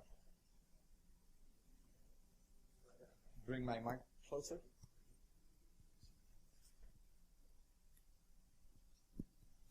There we go. Is that better? No? I'm known for being loud. Especially by my staff.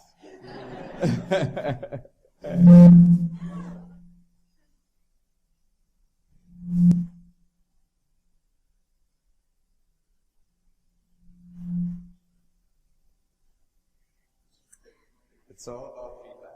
Yeah, it is.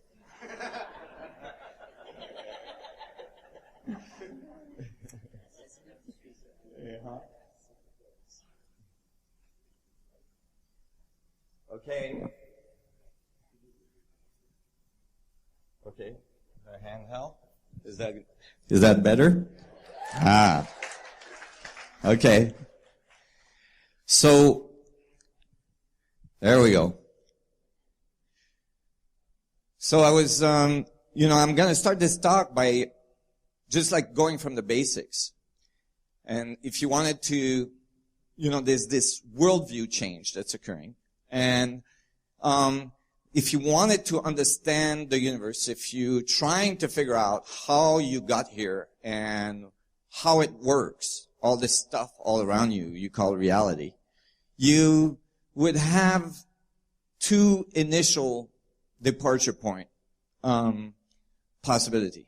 One would be that we live in a disconnected universe, and the other one that we live in a connected universe. And, some of the criteria that would define these two views would be, for instance, everything emerged from some miraculous Big Bang, that started everything. In the disconnected view, since nothing is connected to anything, the beginning has to be some kind of nothingness that all of a sudden is everythingness.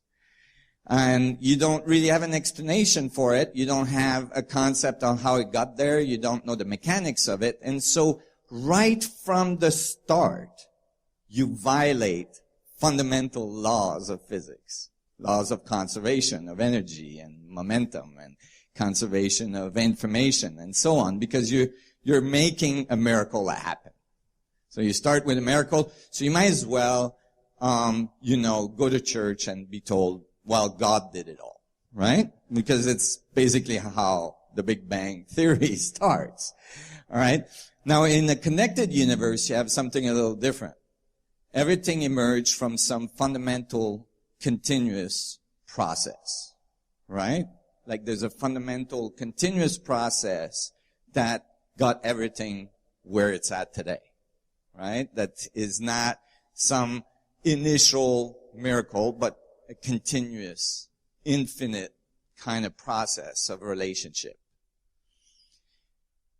You can, in the disconnected universe, you would have everything is random and evolution happens by chance, right? Everything, you got a Big Bang, everything went flying out, everything is just hitting each other randomly, and by an incredible, amazing circumstance, things just happen to hit just right so that you got here, right?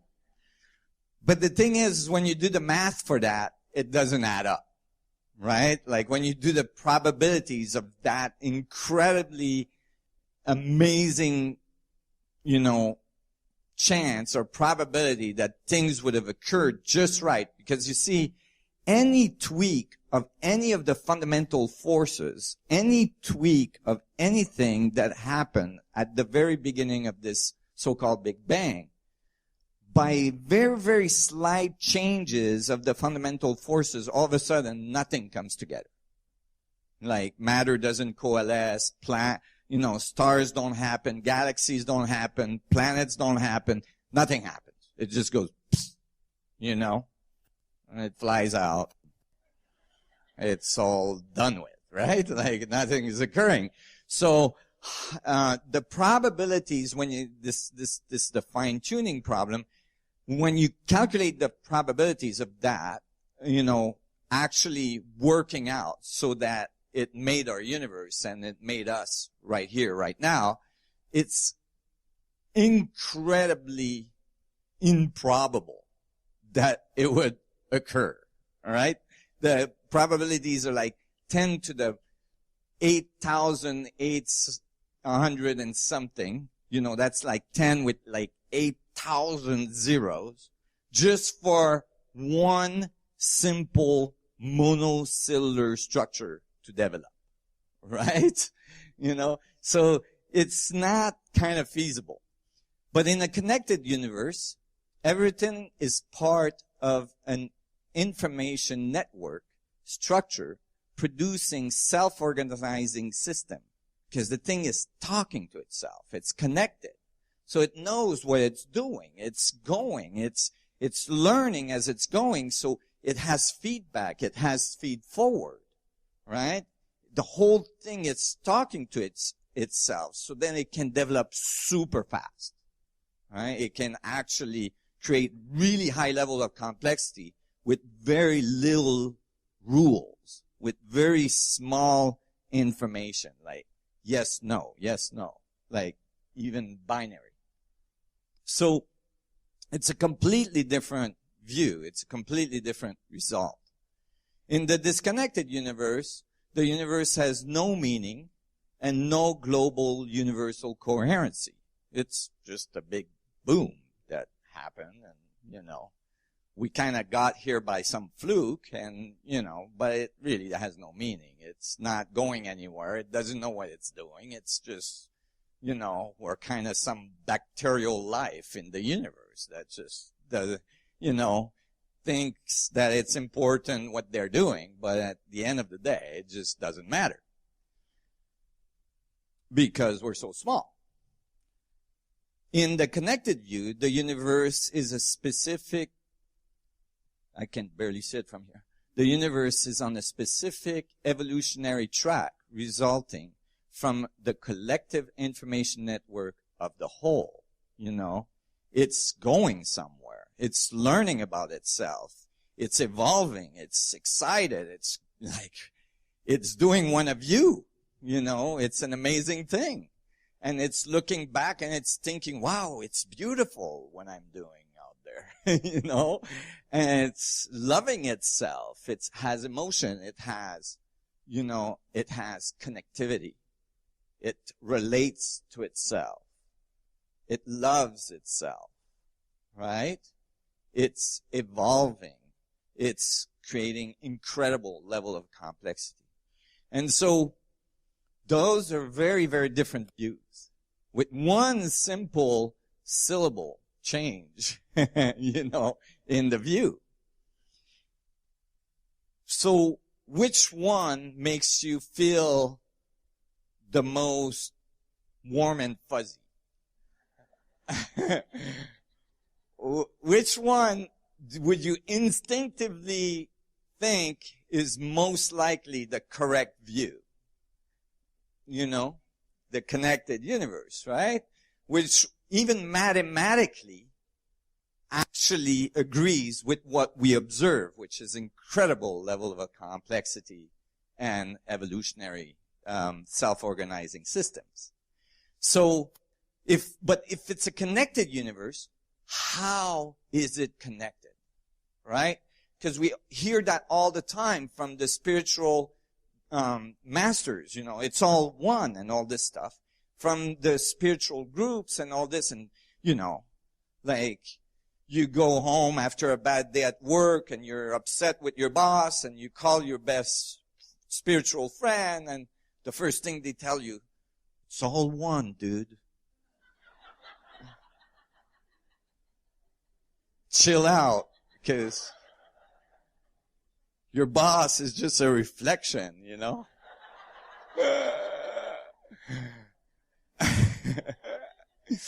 And so, but it's like, but how is it all one? I don't feel like my boss, I'm just not feeling that way right now. So, is there actually a fundamental mechanism? Is there actually physics that we can write on this stuff? Can we actually understand the physics of the universe as a connected universe, as a unified view? And where would that lead us? I mean, that if we could find that, we would come really, really close to the fundamental functions of creation. It would be very powerful. Imagine the technological developments that could come from such an understanding, for instance. The social changes that would occur if we had actual physical, mathematical, technological proof that we are completely connected to everything, not just to each other, to everything, to the animal kingdom, to the plants, to the stage, to the carpet, to everything. Like the worldview change. You know, I just went surfing in Baja because after the delegate program pilot where I had to write some 400 pages, my staff was like, okay, you're out of here, right? I was getting grumpy. It's like, okay, you gotta take a vacation. So I was sent to Baja by force to go surf. And when I crossed the border, every time, you know, it's so shocking because you're driving along the borderline, which is a complete artificial concept, right? And you got this huge fence there. And on one side of the fence, you got these people in complete, you know, poverty and suffering in the streets, you know, with nothing, right? And you look right across the fence over there and you get $1 million homes, right? And it's like, wow, can we just take this fence off? You know? Can we just take this line we made off? Like, get everybody together and have a good time? And those Mexican dudes, they're good at having a good time.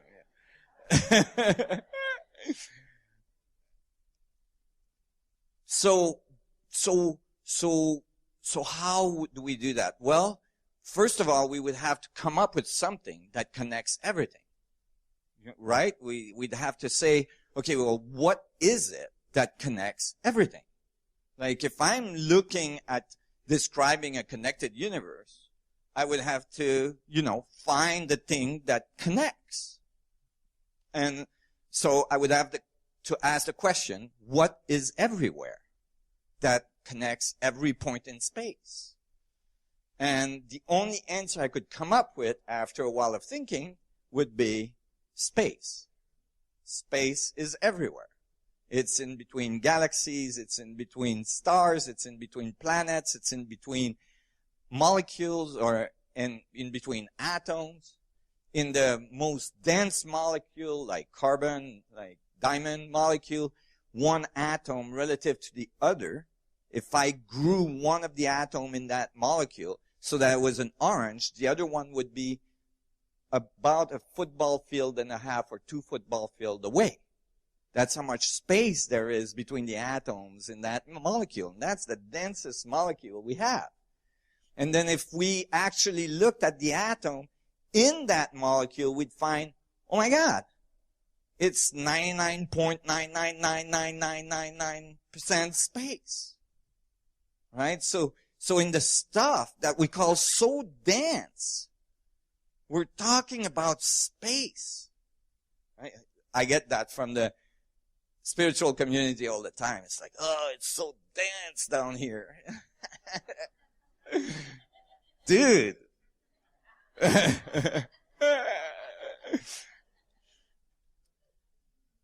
We're talking about mostly space, and so there's 0.0000001% over there, and that's the thing we call matter. That's the thing we call our reality. And we're completely absorbed and concentrated on that part. Right? But in fact, we could start to think, well, maybe actually that part is just a little bit of the space that's producing a boundary. Right? Because when we look at that 0.0000001%, in fact, it's just a little electromagnetic wave that's oscillating. Right? We call it an atom. We can't, you know, when we look at the middle of an atom, a proton, the only thing we can say about the proton is that there's a charge there. That there's a little electromagnetic charge there. That's why the radius of the proton is called the charge radius of the proton, because it's not like we're seeing a billiard ball over there.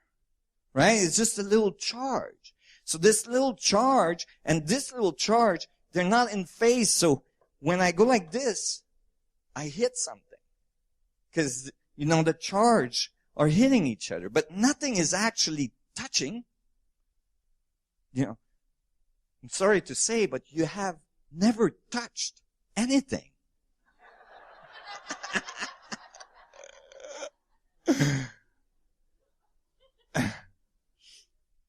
It's all about friction. But let's not go there. Oh. So this, so then all of a sudden you start to think maybe differently. Maybe space is the thing you should study. Maybe space is not this thing that's just empty or void of anything, of everything, but actually maybe space is the thing that makes the other thing you call things happen. Right? And so, many thinkers and some of the greatest minds on our planet, made statements that are really profound about space. For instance, John Archibald Wheeler, one of the greatest physicists, no point is more central than this, that empty space is not empty. It is the seat of the most violent physics. Right? David Bohm, space is not empty. It's full. The universe is not separate from the cosmic sea, from this cosmic sea of energy. Talking about space. Right? Einstein, physical objects are not in space, but these objects are spatially extended. Sorry, I'm very dyslexic, so you're going to have to excuse me. In this way, the concept empty space lose its meaning. This is Einstein. So, and there's many, many more quotes I could pull out from, and these are the most respected physicists on the planet, some of the greatest genius we've ever had, talking about space being the most important thing we should study, or the most important thing we should explore, and the source of most of what we experience. So why would these guys say that? Because these guys don't get to say anything if it's not written in some equation somewhere, right? They can't just start philosophizing about space. I mean, they can, but then they would get the big poo-poo from the rest of the physics community. So how did they come to those conclusions? Well, in order to understand how they came to those conclusions, we're going to have to do a little physics. I'm going to try to keep it simple, but we're going to do a little, math as well throughout this lecture. Quantum mechanics was actually discovered because Max Planck was hired to improve on light bulbs. Did you all know that? So Max Planck had this contract to improve the light bulb in the late 1800s. And he had to figure out, the thermodynamic radiation of a filament in the light bulb to try to figure out how he could make it run more efficient and last longer and put out more light and do all this stuff. And in order to do that, he had to run equations that have to do with black body radiation. That is, like the base equation to understand the radiation of an object. So imagine an object that's completely black, that absorbs all the light that's incident on it. It would heat up and radiate thermodynamically. And so those are the equations that were describing the heat emitted by objects. That was the basis for thermodynamics. And so when he started to look at this, there was a problem, is that when you ran the equations, there was an ultraviolet catastrophe, as it's called in physics. That is, when you ran the equation for a black body emitting thermodynamically, the ultraviolet part of the spectrum would go to infinity. The equation said that it would radiate infinite amount of ultraviolet radiation. And that's not what they were measuring in laboratory. So, there was a problem. And what Max Planck did, basically, is that he found that if he added in the equation this little fudge factor, and literally, he thought it was a fudge factor when he did it. He wasn't so excited about it. He thought this is kind of messy physics. And, but when he added this value, right, this little value, it all came out to what was measured in laboratory. And this value made it so that the equation was saying that actually the radiation that comes off the object is not continuous. It's not kind of like a continuous smooth curve, but it actually is coming off in little packets of energy, which eventually was called the Planck's constant, or quantas.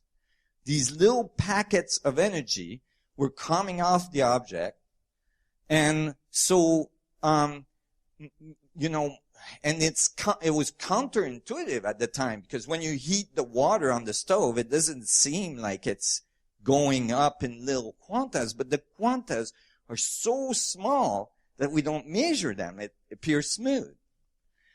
So that was the start. And he was able to describe these quantas of energy in relationship to the energy being emitted being his constant, this little fudge factor, right? Multiplied by the frequency. And so it came out just right. And eventually it was realized that this was not a fudge factor, but actually the way things are, the way the universe works, that it emits energy in little packets, which was the base of quantum theory eventually. Planck's constant defines a little packet of energy having angular momentum called a quantum of action, which eventually leads to the Bohm atom model and the electron orbit. So he was able to show that these little packets of energy, which are little packets of angular momentum, of spin, right? That these little packets of energy could be describing the way the electrons jump from one electron orbital to another, because they didn't seem to jump in a smooth fashion. They went from one orbital and then you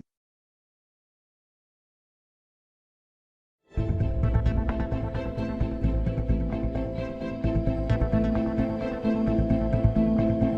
way the universe works, that it emits energy in little packets, which was the base of quantum theory eventually. Planck's constant defines a little packet of energy having angular momentum called a quantum of action, which eventually leads to the Bohm atom model and the electron orbit. So he was able to show that these little packets of energy, which are little packets of angular momentum, of spin, right? That these little packets of energy could be describing the way the electrons jump from one electron orbital to another, because they didn't seem to jump in a smooth fashion. They went from one orbital and then you sent enough packets of energy and all of a sudden, pop, it would go to the next orbital, and pop, it would go to the next orbital. And so they were able to put these two concepts together, and they got the correct answers for the orbitals of the atoms. So this was really remarkable. It gave a fundamental theory for the structure of atoms, not just, the radiation of a black body emitter. So, eventually, quantum mechanics provided a fundamental foundation for a quantized theory of matter. But there was a problem. Atoms can emit spontaneously, right? It's called spontaneous emission. So without a little packet going in, all of a sudden, it popped, from one to the other. And so they start to think there is something else going on. Quantum mechanics alone was unable to account for the behaviors such as spontaneous emission of atoms in the context of a theory where the dynamics of the atom is quantized, but the electromagnetic field is not. Meaning, like the electromagnetic field must have had little quantities that were going in there, popping these electrons spontaneously. And that was the basis that eventually led to quantum field theory. Quantum mechanics had to be generalized to express the electromagnetic field as a quantized model of oscillation as at every point in space, leading to the development of quantum field theory, eventually expressed by Paul Dirac in 1920s. So basically, they had to expand the model not just to describe the atom as these little quantities of energy, but actually the electromagnetic field with it. And so this led to quantum field theory. But the structure of quantum field theory demanded that, like, when we actually start to quantize the field, so let me just so quantum field theory describes space as if it was filled with interconnected discrete packets of energy and waveform, a little like balls and springs, right? So when they did that, the interaction of atoms with this lower quantum state of the electromagnetic field was what was producing the electron spontaneous emission, meaning the atoms are not just sitting in nothing. They're sitting in this basis electromagnetic field, in this fundamental field that is actually dynamically interacting with the atom. And that field is little quantas of energy everywhere. Okay? And it's everywhere. And so when they solved this, therefore the ground state of the electromagnetic field, the vacuum itself, the structure of space itself, is critical, and all calculation in quantum field theory must be made in relation to a model of the vacuum where the vacuum itself is quantized, meaning they're trying to get to the basis of everything, and they're finding that, like, the vacuum itself, the structure of space-time itself, is made out of these little packets of energy, and it's everywhere. You guys are all following me? Okay. All right. Okay. And that's quantum field theory. And it's critical to all of the physics we write today in quantum theory. Now, so I wanted to go through this so you guys understand when I'm talking about the energy of the vacuum, this is not a Nassim, hallucination moment like that guy took too much drugs when he was young or something. This is actually in the basis of physics, and you would be surprised, it's more known now, but you would be surprised how many PhD physics students came out of universities not knowing this. Okay? Because it's not obvious the way it's taught, because it it's, they just told, solve these equations, and you get this answer, and you apply it here, and da-da-da-da-da, and it's not taught in the context of the historic development of it, or the meaning of it. Because, in general, it makes the physicists, professors, uncomfortable. Why? Because when they solve for those little quantas of energy in the vacuum, the answer was infinity, right? The amount of energy, because you had to sum up all the modes of oscillation. So imagine, you got this wavelength, and then you got this wavelength, and this wavelength, and there's no bottom to that, right? So wait, where does this field end, right? And the equation solves saying, well, it's infinite.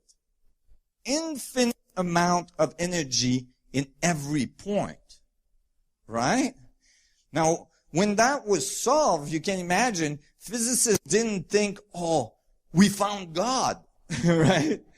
They're it's the other way around. They were like, oh, dude, how do we get rid of this, right? This is no good. We got to get rid of this infinite amount of energy in every point. Now, a person like you guys probably would have gone, oh, man, this must be the source of creation or something, right? But this is almost 100 years later, we're starting to get there. Okay? It's oh, this field might have something to do with reality, right? Infinite amount of energy. But so in order for the mathematics to work, they had to get rid at least of the infinity, right? So they did something that's called renormalization. Now, it's not from what was called the vacuum catastrophe, right? They had the ultraviolet catastrophe, and it got kind of replaced with the vacuum catastrophe. And so, they did something that's called renormalization. Renormalization is using a cutoff value. And hopefully, in this case, actually, they use something very significant. Hopefully, you're using something fundamental as a cutoff value, and you just say, well, the ground state cannot go below this state. You cannot, there's a fundamental wavelength that you can't get below. And so using the Planck's constant and fundamental constant like G for gravity and C for the speed of light, Planck had already outputted from his theory a fundamental unit for the universe, okay, called the Planck unit, which is the only not arbitrary unit of measurement we have, right? All other measurement units are arbitrary, but this one is not because it's based on fundamental constants. You guys following this? So the Planck unit was utilized, right? Which is a very specific length or a very specific time, if you'd like, right? So saying that the waveform of the electromagnetic field, the photon can get smaller and smaller, but it cannot get past this length, right? Which is extremely small. 10 to the minus 33 centimeters. So that's a period with a lot of zeros, right? It's a very, very small number. Now, do I think that the universe cannot do anything smaller? Absolutely not. I think they're sub-Planckian. But from what I found, the Planck is actually a very important fundamental pixel for our universe. And we're going to see that. It's actually a voxel because it has volume. And so it's important because the universe is in harmonic relationship. You see? So the size of our universe, if our universe is pixelated, right? If the structure of space-time is pixelated across the whole universe, then the size of our universe would define how big that pixel is. right? The whole thing would be in harmonic relationship. You guys see what I mean? And so, but how small is that pixel? Because like, it doesn't look pixelated, you know? I mean, but you see how smooth things look on your computer? You know? And you know it's made out of pixel. But because the pixels are small, it looks smooth, right? How small is one of those little plonk little guy, right? Well, let's try to get a relative relationship between size. We'll take the Vatican.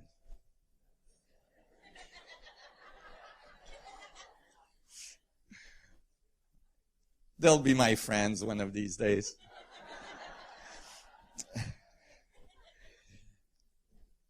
And if we take the Vatican dome out there, it's pretty big, right? 42-meter diameter. Okay.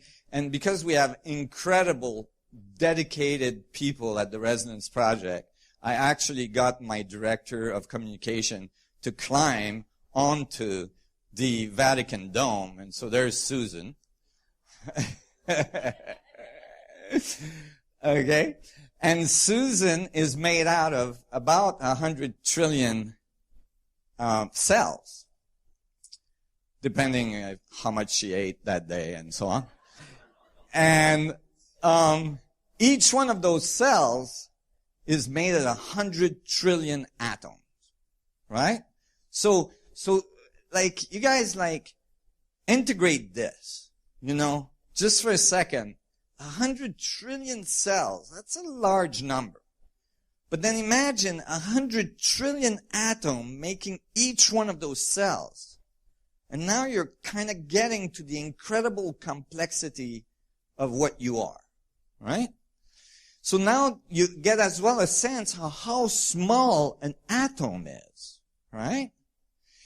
And so if you go in the middle of that atom, there's a little beady dot in the middle. We call it proton.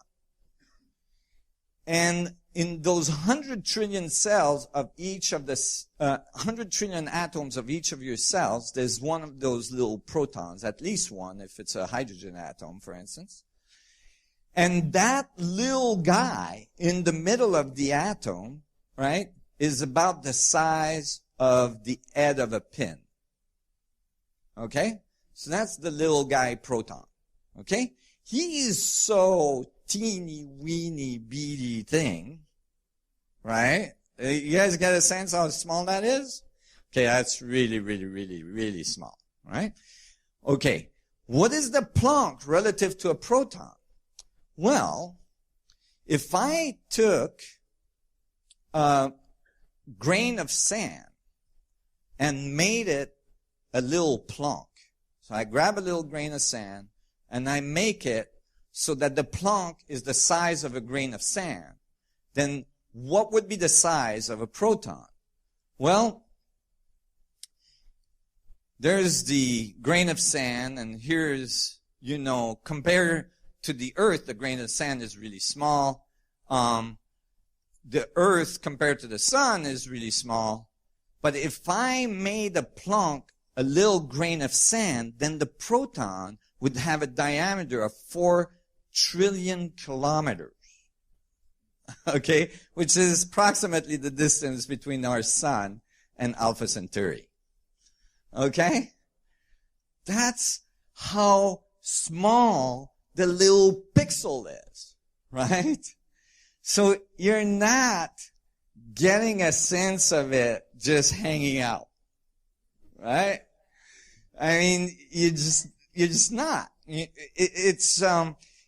Because people say it, but how can the vacuum be full of energy? And I wouldn't know it. But think about it this way. You're in a room full of electromagnetic fields right now that actually, you know, have wavelengths much larger than the Planck. And you don't necessarily feel it. You know, there's ultraviolet, there's infrared, there's radio waves, there's all this stuff. And you don't necessarily know it's there. So there's no way you're experiencing the Planck unless, you know, you're, you know, part of this group of psychic, or, you know, you are taking some very advanced, chemical concoctions, but this little Planck is everywhere in the space. And in fact, maybe the cause of what you call the material world when the Plancks play together. Right? So, we, from there, can calculate how much Planck there is in a centimeter cube of space. Right? You all following this? So you stack a centimeter cube of space with the little Plancks, and since they're all little vibration, they all have a little mass, right? Because E equals mc squared, energy equals mass, right? So you can calculate the mass, and the amount of mass of these little Planck in a centimeter cube of space is 10 to the 93 grams per centimeter cube, 10 with 93 zeros. That's a large number, right? Extremely large. You all notice when, in your bank account, when you add a zero, things improve rapidly. You got like 4 zeros, it's okay. You put another one, it's like, oh, that's nice. You put another one, it's like, oh, now we're getting somewhere. You put another one, it's like, oh, yeah. Now we're like, Now imagine you're like at 50 zeros and you're still adding, right? Till 94 or 93 zeros. That's a big number. How big? If I took all the stars in the universe, all the galaxy, everything we see in the observable universe, and I squished it all into a centimeter cube of space, I would have a density of 10 to the 55 grams per centimeter cube. I'd still have to add another 39 zeros to get to the density of the Planck vacuum at the quantum level. Right? It's seriously dense. Right? Now we're talking about density. Right? So the vacuum is seriously dense in energy. And that's why it's confusing to people, because it's like, it sounds counterintuitive. You're talking about the vacuum, but you're talking about something that's like almost infinitely dense. So it's like, but I have to use the word vacuum, because if I don't use the word vacuum, then other physicists won't know what I'm talking about. It should be called the ether, or it should be called, the plenum. It had many, many names. Many ancient civilizations talked about it. The chi, the mana, the stuff the juice that everything works with, right? That stuff has been well known and well documented for thousands of years. And it actually came out in our equations in physics almost 100 years ago. And it just went unnoticed. And this is why physics students don't get taught this so often, because it's such a huge number that in general, physicists try to avoid it. It's kind of embarrassing. Because they know they're going to have some of those bright students in the classroom going, dude, why are we pulling oil out of the ground? Right? Why do we think there's not enough for everybody? Why do we think that we have to fight for resources? I don't know who was at the panel that we just did, which was awesome. That was the best panel ever, I thought. Amazing people, amazing. And this energy is present everywhere. And in the panel, we were talking about wars and how to get into a peaceful state with each other. Well, there's a lot of important evolutionary things that have to happen in our consciousness for that to happen. But one of the most important things that come from the transformation of our awareness is that when we apply that higher level of awareness to technology, we eliminate the stressors that drives war, right? Because as long as we think that there is a limited amount of resources, we're going to continue to war for them. But when we tap into a literally unlimited source of energy, right, the whole scene changes very rapidly. Because we're talking gravitational drive, we're talking infinite amount of energy, all this stuff, like the whole thing completely changes. Fundamentally. It gets much easier to be peaceful when you have access to infinite amount of resources. Right? And and we're going to see some of these experiments that are occurring that people don't know about in laboratories around the world that are like really, really exciting.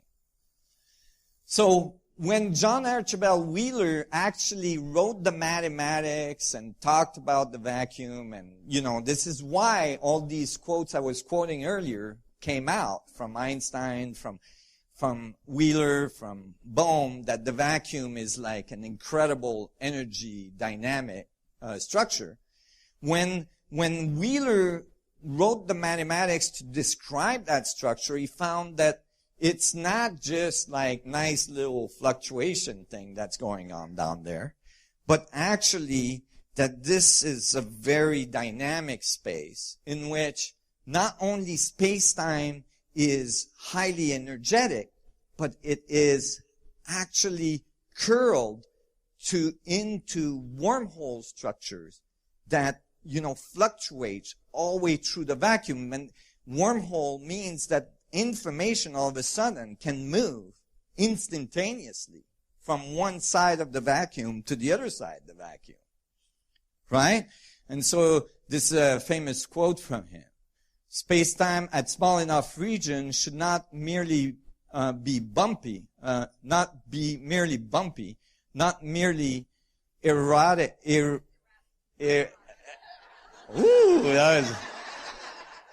That was a Freudian slip right there. In curvature, it should fractionate in ever-changing multiple connected geometry. For the very small and the very quick, wormholes should be as much a part of the landscape as those dancing virtual particle that gives the electron a slightly altered energy and magnetism, the lamp shift. So basically he was saying these fluctuations of the vacuum are as well called virtual particles because they come up and they, alienate each other very quickly. And so they're called virtual. They're not like literally virtual. They're just very, very quick. And he's saying that this sea of energy is not just fluctuating, but it's like wormhole structures in space-time. And this is why at one point, I guess, out of a dream or something, it's a story. I have not confirmed that story, so it might be a legend.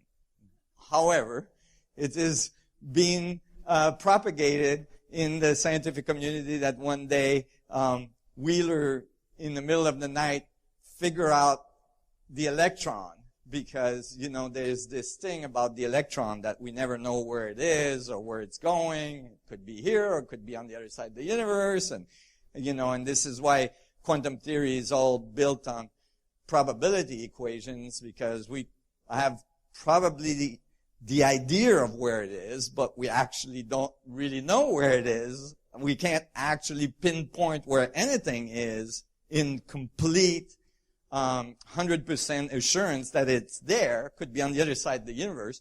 And so Wheeler woke up in the middle of the night and said, "Oh, I got it. There's only one electron, and it's going across all the atoms in the universe through these wormhole things really, really, really quick." And he phoned Feynman, like, in the middle of the night, like, "Oh, dude, I figured it out," right? There's only one electron. And Feynman told him to go back to bed.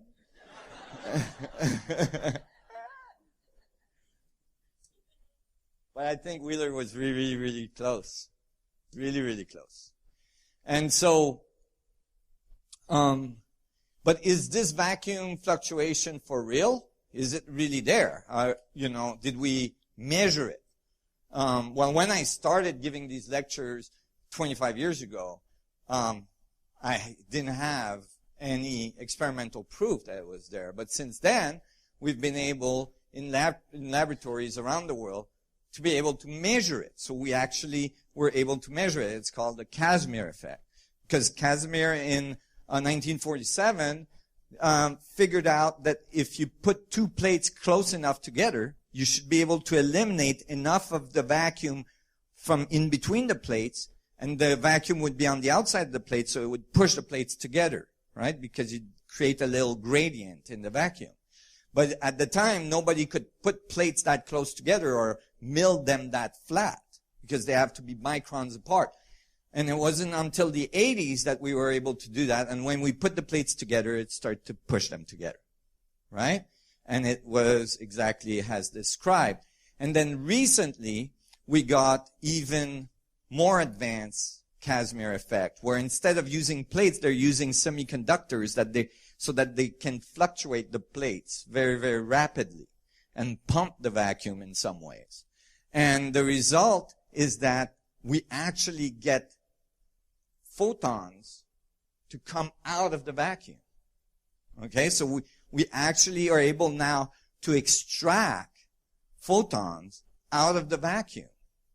Right? So it's really, really there. Okay? We're extracting light out of it.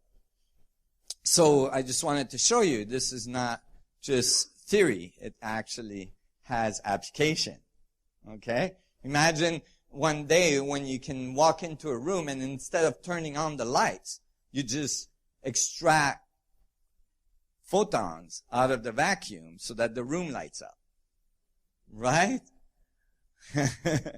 That'd be cool, huh? But this is what we're talking about. This is the future of our humanity. If we're gonna make it, we're gonna make it because we finally figured out how to tap this fundamental source of energy. Now, that vacuum energy is not just at the quantum level. Now we know it's at the cosmological level as well. Right? And, everybody, how many people here have seen my DVDs? Oh, that's good. I pointed out early on in my physics conference, and when I would go to give physics talks, that the current model of the universe is that it's expanding, and typically it's shown as a balloon with pennies glued to it. And when the balloon expands, the pennies move away from each other, and the pennies represent the galaxies moving away from each other. The thing is that what I ask is, who's this guy? Because, without that dude over there, nothing is happening. And, that always made the audience in the physics talks a little, uncomfortable. Because they thought I was gonna say God or something, and that would be sacrilege in the physics department. So, but when you think about it, when the balloon expands, then the lungs are contracting. So for every action, there's an opposite reaction. So there must be a source for the expansion. And that source, we know now, is the vacuum energy of the quantum world acting at the cosmological level. Right? It's called dark energy. All right? And it's, so it was first dubbed dark energy because they didn't know what it was, but eventually they came to figure out, but that's the vacuum energy that's acting at large scales. The problem is that there's a huge discrepancy between the density at the large scale, like they calculated how much vacuum energy is needed at the universal scale to make it expand, and So that density is low. It's 10 to the minus 29 grams per centimeter cube. And at the quantum level, it's 10 to the 94 grams per centimeter cube. So there's a huge discrepancy. And this is the largest current discrepancy in physics. It's thought to be the largest problem of physics currently, right? They don't agree with each other. And I will show you how this is simply solved in the next few slides.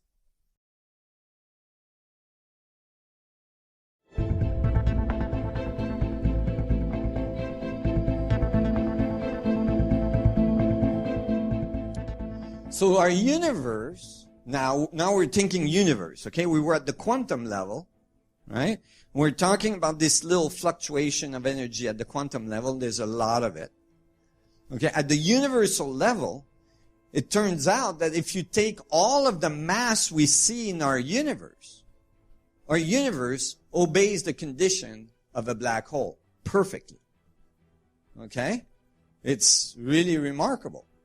You wouldn't expect that. But it does. Right? So this is the equation, the solution to Einstein field equation. It's called the Schwarzschild solution.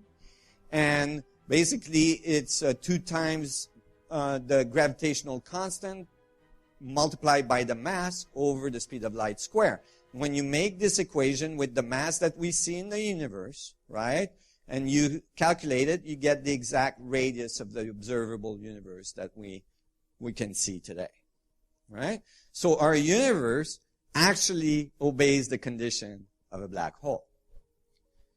But think about it.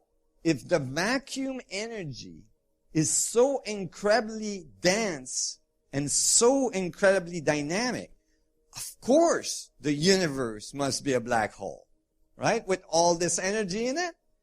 But even if you forget about the vacuum energy, just the matter energy in the universe makes it a black hole. So then Elizabeth Rauscher and I wrote scaling law to see if there was a correlation like harmonics. Because think about it, like all of a sudden it's like, oh, wait a minute. The vacuum is actually just dividing in harmonics relationship and is making all the scales, right? So we wrote scaling law to see if there was a relationship between the scales. And sure enough, there was. This is the universe and this is the Planck. So remember how small the Planck is, right? So this is a huge scale from universe to Planck. And then we plotted the stuff in between and it fell in the right place. Okay? And both the Planck and the universe obeys the Schwarzschild condition. They both obey the condition of a black hole. So the little teeny Planck is a little teeny black hole. And the universe we're in is a very large one. And we're in between. Right? You guys starting to get a sense of where I'm going with this? 20 minutes? Oh. Okay, I'm going to have to warp space-time here. I'm going to need your help. Okay. So, of course, the little atom in the middle there is not thought to be a black hole in current conventional physics. So, like, how is this thing lining up with all these other black holes? These are the middle of galaxies, quasars, and all this stuff. And this little atom there is lining up with all that stuff. So it became clear, but the atom then must be one of those little divisions of the vacuum. But when we calculate the mass of an atom, we don't consider the mass of the vacuum inside that atom, right? So that's what I did. That was one of the papers I wrote, the Schwarzschild proton paper. I got a lot of flack for it. A lot. Okay.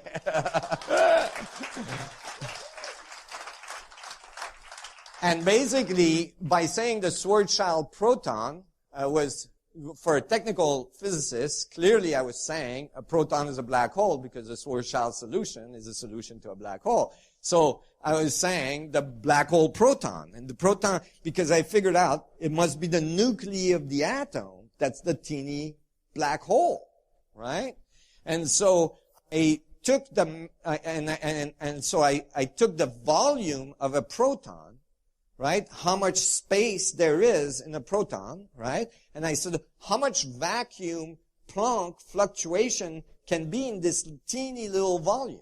Because the volume of a proton is 10 to the minus 29 centimeter cube. It's like super small.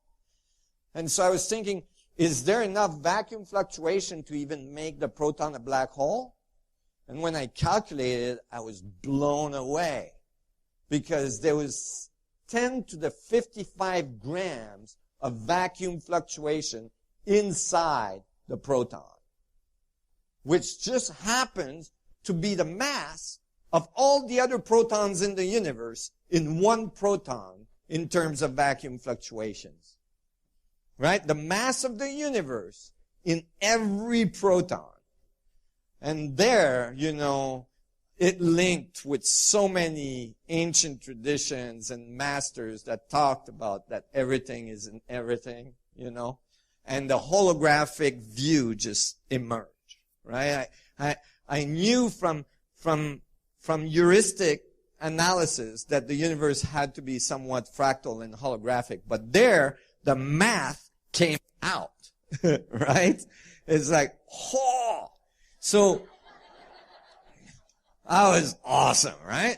Like, no, it really is all one. It's not just like some concept. But you might say, well, how can all the atoms in the universe be in one? But it's just like this. Think of it that way, is that there's information in that one proton that involves all the other protons in the universe because they're all connected. Like, you can't just isolate one proton from all the other protons. You can't put a box around it. That doesn't exist. There's no box that isolates everything from gravitational field, for instance. You cannot. Right? So think of it this way. It's like a CD, right? You get a CD or a DVD of an orchestra playing music, right? It's not like the violinist and the violin and all the people that are in the orchestra is on the CD, right? They're not on there. They're not in, but the information of the music they're making is in there, right? And it's very compactified because you can encode with little bits on this thing. So the bits of encoding of information in the universe is the Planck bit. And so every point in space is in contact and has the information of all the other points in space in terms of Planck bit of information. You guys follow this? So it was remarkable. And when I calculated how strong two protons that would be mini black holes like that would attract each other, I found that the attraction of those two protons would be exactly what we call the strong force. The force that holds the protons together in the nuclei of the atom, which in standard physics was just thrown in. When we found the protons, they were supposed to repel, right? Because they have the same charge. But actually it was just thrown in to make them stick together, right? And so all of a sudden I'm like, oh man, this is a classical solution to the strong force. We can get rid of that. It's actually gravity that's holding the atom together. This would be the source of gravity, actually quantum gravity, what they've been looking for. So I started to dig further. Okay. I started to dig further. I started to think, maybe I got to start talking really fast. So maybe, what we're seeing when we're looking at an atom is like we're seeing the little radiation function that's in that region of space localized, but the thing is connected to all the other protons in the universe and we don't know it. And the information transfer of all these protons with all the other protons in the universe is what actually produces the mass that we see as the mass of the proton. You see what I'm saying? And so I'm like thinking, how can I describe that in mathematics? How can I describe that in physics? It's crazy. I gotta somehow find a mathematical formulation that describes the influence of all protons in the universe on one guy. right? And when I'm done with the calculation, it better come out with the right mass for that one guy. Like the probability of that coming out right was like kind of a long shot, you know, to say the least, right? You can imagine. So I'm giving you the solution, but this took me 25 years, right? Like it's like awful. You're thinking, oh my God, this is not possible. I can't calculate that. And then the solution is so simple, it blew my mind. I was like, oh my God, how could I have missed that? Right? How could I have missed that? Never mind, how could 150 years of physicists have missed that?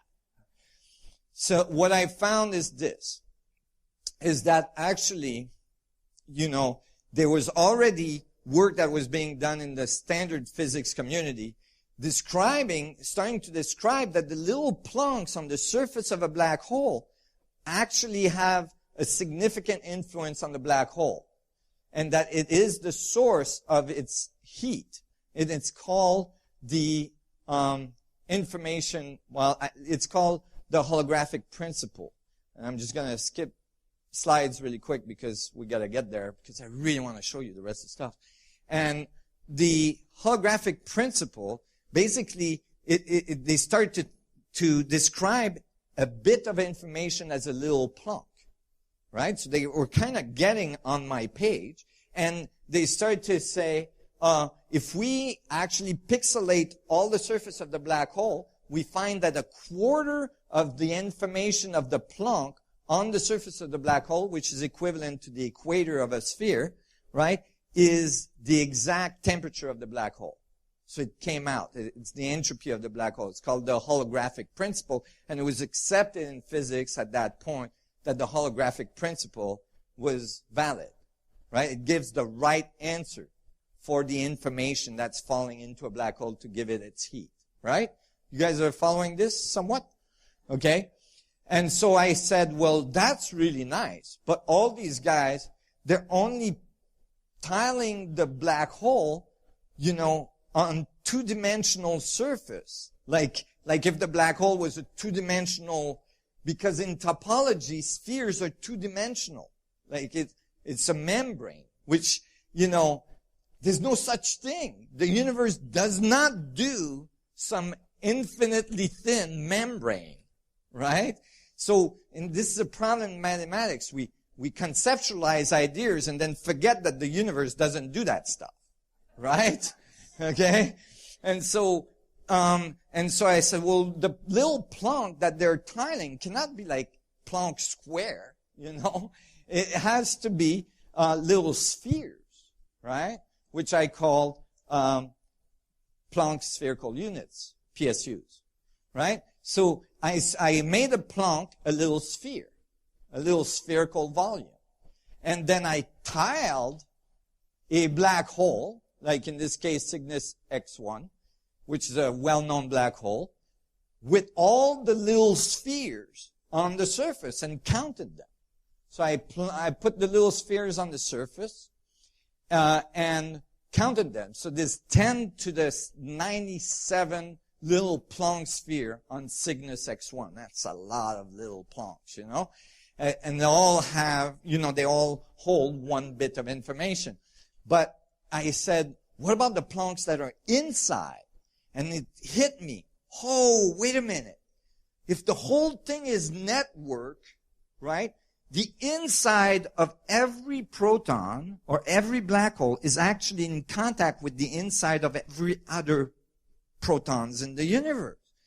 I was starting to see the solution that I needed to get, right? I was like, can it be that simple? Can it be that simple that the information inside relative to the information on the surface defines the mass of the object? Because the information inside, there's more inside, right? Inside the volume than on the surface. So there's a restriction of how much energy can move through the system, how much information. There is a bug rate based on the surface. You know, this is why the universe make new surfaces, like babies, you know, so that it can encode more information, right? And so I just, I'm running out of time, huh? Dang. Okay, I gotta talk faster. Okay, so I counted how many there's Plancks inside, 10 to the 118, that's a lot of Plancks. And then I thought, maybe it's just a ratio. So then I did the ratio of the Planck outside, the Planck inside to the Planck outside to see what is the relationship. And that give me a number, right? A dimensionless number. It doesn't have mass, right? It's just a ratio between the inside and the outside. And then I multiplied that ratio by the Planck mass, right? To get the energy of the ratio. You guys following this? And the answer was the exact mass of the black hole. The exact mass of the black hole. But in pixels, right? And so that answer is the same answer as Einstein field equation answer for that black hole. So I solved Einstein's equations just by pixelating the universe. So all of a sudden, gravity and mass is not just this smooth curve described by Einstein, but it's actually quantized, pixelated at the very, very small level. Right? So Einstein described gravity as curvature, like when you pull the plug in your bath, the surface of the water starts curving and your rubber ducky starts orbiting, right? Okay? That's what he described. But what I found is that actually the solution is actually all the molecules of water spinning, producing the curvature. The curvature is the consequence of the spinning of the little Plancks all together. So you can think of a black hole as actually the structure of the vacuum, like a slurry of these Plancks all spinning together, creating an energy event that has mass. You guys see what I mean? And so I was like, whoa, this is so cool. Quantum gravity, like for real, right? And so then I thought, okay, well, that's the algebraic, I'll spare you that, extrapolation of the geometry. But what was really cool is that, like, when I did the algebra of the geometry, because this is a geometric, like, straight up geometry equation, right? I realized that the geometry couldn't be that every Planck was was tangential to each other, right? Because that would leave a space between the Planck. The equation said there was no space between the Planck, right? So it couldn't be that. So then the space had to be taken up. And when the equation is correct for the black hole, it's because the geometry is in the shape of the flower of life.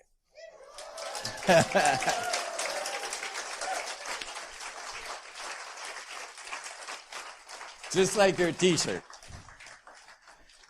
Which is a symbol that's found in ancient civilization all around the world, in temples all around the world, and that's described as the fundamental pattern of creation and all this stuff. I'm like, dude, these guys had it right. Not just a little bit right, like, here's the equation, bro, like, it comes out, It's not just a cool thing that you want to print on a t-shirt, And like in the Forbidden City, for instance, the guardian of the city, the guardian of the knowledge, has his paw on the knowledge. And when you look at the knowledge under the paw, there it is. Right? And it's in 3D. Like the proton right there, right? Well, at least the black hole. So I'm thinking, okay, pray. I mean, it took me at least 5 years of calculation to go from this step to the next step. So it's not like it happened overnight, but like when I found the next step, I couldn't figure out how easily I could have found that. Like I could have found it the next day, but I went through this crazy calculation, insanity for 5 years, not sleeping, literally like nights after nights, like, oh, how's this geometry working? And then I finally found that if I took the proton, because if it was quantum gravity, it had to apply at the proton level, right? If the solution was correct, It had to be right for the proton too. So then I calculated how much were on the surface. Again, 10 to the 40th Planck are on the surface of a proton. And then how many are on the inside? 10 to the 60th Planck are on the inside. Now you're starting to feel the sense of the harmonics there, anyway. And so and then I realized that all I had to do was reverse the ratio, because now as I was at the quantum level. And so now I did the surface over the volume and got a ratio, right? And multiplied it by the Planck mass, and sure enough, it gave me the mass of the proton. And I was like, oh, right? But when it gave me the mass of the proton, it was a little bit wrong. But you know what? I was really happy, because you know what?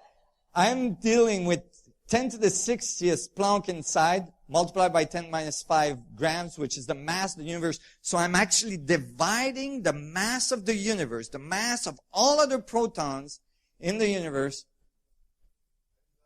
Really? Oh, all the other. Give me just a little more. Okay. All the other protons in the universe to the surface of the one proton, and I'm getting within 0.0012 of the mass that's measured in laboratory. Okay? Like, so, I'm dealing with mass that are 10 to the 55 grams, and I'm getting a mass that's 10 to minus 24 grams. Like, the mass of a proton is teeny, and it's coming out. Like, how, the chance of that being like some fluke is like, no way, right? This is real. And so, but then I realized, okay, I'll skip the algebra. I realized, but my mass, my measurement is based on the measurement of the radius of the proton. Right? Because if the radius of the proton is not exact, then my measurement, my theory may not be exact. Right? So I start to look, we know the mass of the proton very exactly, but the radius is a problem. We have a hard time finding exactly what the radius of the proton is. And so I solved the equation for my theory using the Planck as a unit of measurement, right? Which is the smallest unit of measurement you could ever use, so it's going to be precise. And I made a prediction in the paper I published that radius is actually the right radius, and that they're off, right? It was a gutsy move.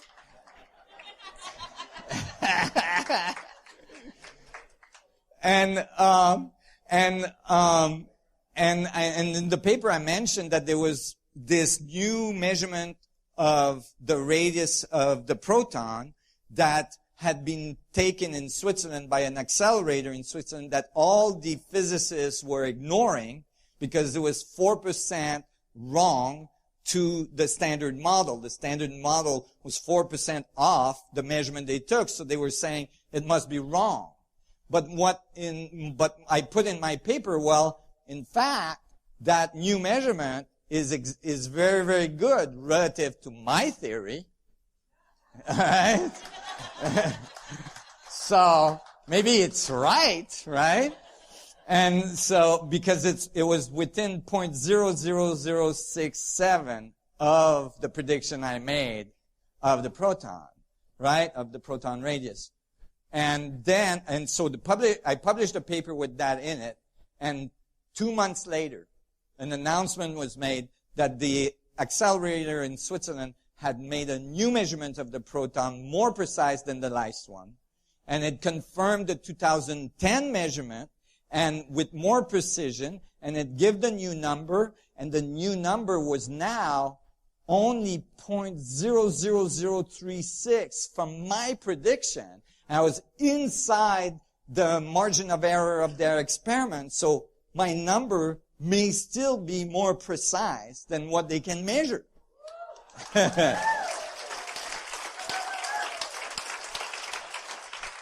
And to this day, it is the most precise theoretical,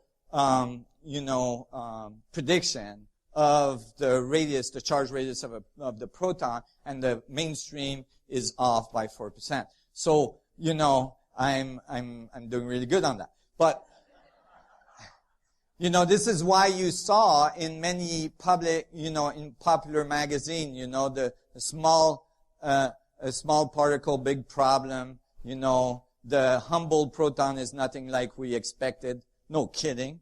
Because it's a black hole, by the way. And then like more recently others. But I'm gonna go really fast through the slides just to get to the punchline here. Then I showed that this relationship of surface to volume ratio of information in the system is actually a fundamental ratio of the universe, and its relationship is flipping. And basically, you can think of every little Planck as the termination of a wormhole that connects another Planck on another proton, so that the thing is totally like a network wormhole structure that connects all the universe in one whole information network that is learning about itself. And mass is actually the information moving across the system.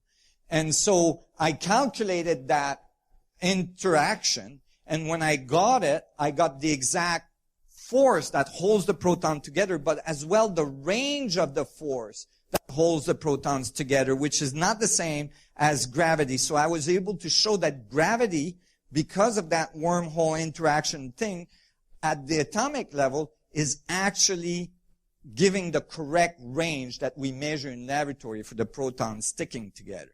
And that's called the Yukawa potential. So, and when I finished this, then I calculated, and this is in the paper that's coming out, that's being written with Dr. Almira Valbaker, that, at the Resonance Project, that came from England to help me out with all this. But basically, when you calculate how many little Plancks there is on all the protons, you end up with that same amount of Plancks that are on the surface of the universe. So all the Plancks on the surface of all protons is the same as the number of Plancks on the surface of the universe. So the wormholes don't stop at the protons. They connect to the surface of the universe, right? So that you can, from every proton in your body, you have access to the whole thing. Like you can blow to the, you can escape our universe into the next one. I mean, literally, like the whole thing works out. It's remarkable. And so we're describing a cosmogenesis where the little proton escape our universe. One proton escaping our universe would expand, right? Because it arrives in a larger universe, and then now the vacuum density is much lower. So it would expand very, very rapidly, and that's what we call the Big Bang. It's basically a proton, so it's like, it's biology. It's like a little seed coming out. And then, and so you can imagine universal black holes fizzing with protons emerging that like are expanding into universes. Universal cosmology, like the whole thing is like fizzing with life, right? And it, and so I calculated if that's plausible, and I found that it's exactly right. When you expand a proton to the size of the universe, you get exactly the density change in the vacuum. That is that is the difficulty, the largest difficulty they had in the density change between quantum and cosmology that I talked about earlier. And the result is that you can develop a framework of the brain, and this is what I'm publishing with the biologists now, a framework of the brain where the meningene, the surface interaction of the brain with the vacuum structure, gives you the right mathematics for molecular, atomic, and subatomic interaction with the vacuum, where the brain is acting like an antenna, connecting with the structure of the vacuum at all scales. So for instance, here's the brain cells, here's the universal structure that we can see, and here's the Planck interaction of the wormholes at the plummet level, all connecting the scales. I'm going really fast here, but, you know, I have more details for this coming up. But, you know, this is now actually being applied in technology as well. So nowadays, drives that are pushing against the vacuum, that are emerging, that have been tested in NASA. You know, there's NASA initiatives to create warp drives using the vacuum structure. This is no longer fringe physics. This is getting more and more accepted and mainstream, and experiments are proving it. This is another experiment with superconductors that are jumping, that are creating gravitational fields and gravitational beams. And those have been confirmed now in laboratory and not my laboratory. So, you know, at the Resonance Project, we are building some of these devices. And, you know, because I was there 25 years ago, right? And so I'm a little bit ahead of the curve there. And so basically the idea is that we can take the space and engage the vacuum, engage the information in the space to create our own little slurry, right? To create our own little gravitational event, which we can control with the magnetic field, so we can lift right off this planet. We can extract massive amount of energy, and we can totally transform our world. And this is real. It's not like 10 generations from now. It's like happening right now in laboratories. And this is why, you know, we have to keep moving. And, you know, the delegate program is such a great thing to do, because we just launched this thing online and you can go through all the stuff at your own rhythm and learn about it and all this stuff, and then support the Resonance Project as well. And I'm going to discuss that on Monday in this little seminar thing, and we're going to have like question and answer, and we're going to have a whole bunch of fun. So come and check it out on Monday. Thanks, you guys. Woo! Thank you.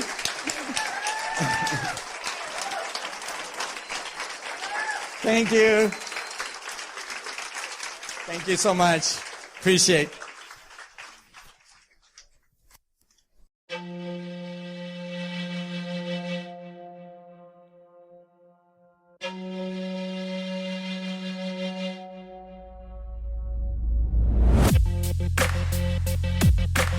Thanks for tuning in to Bring Me to Life Radio, awakening humanity to spirituality and higher consciousness.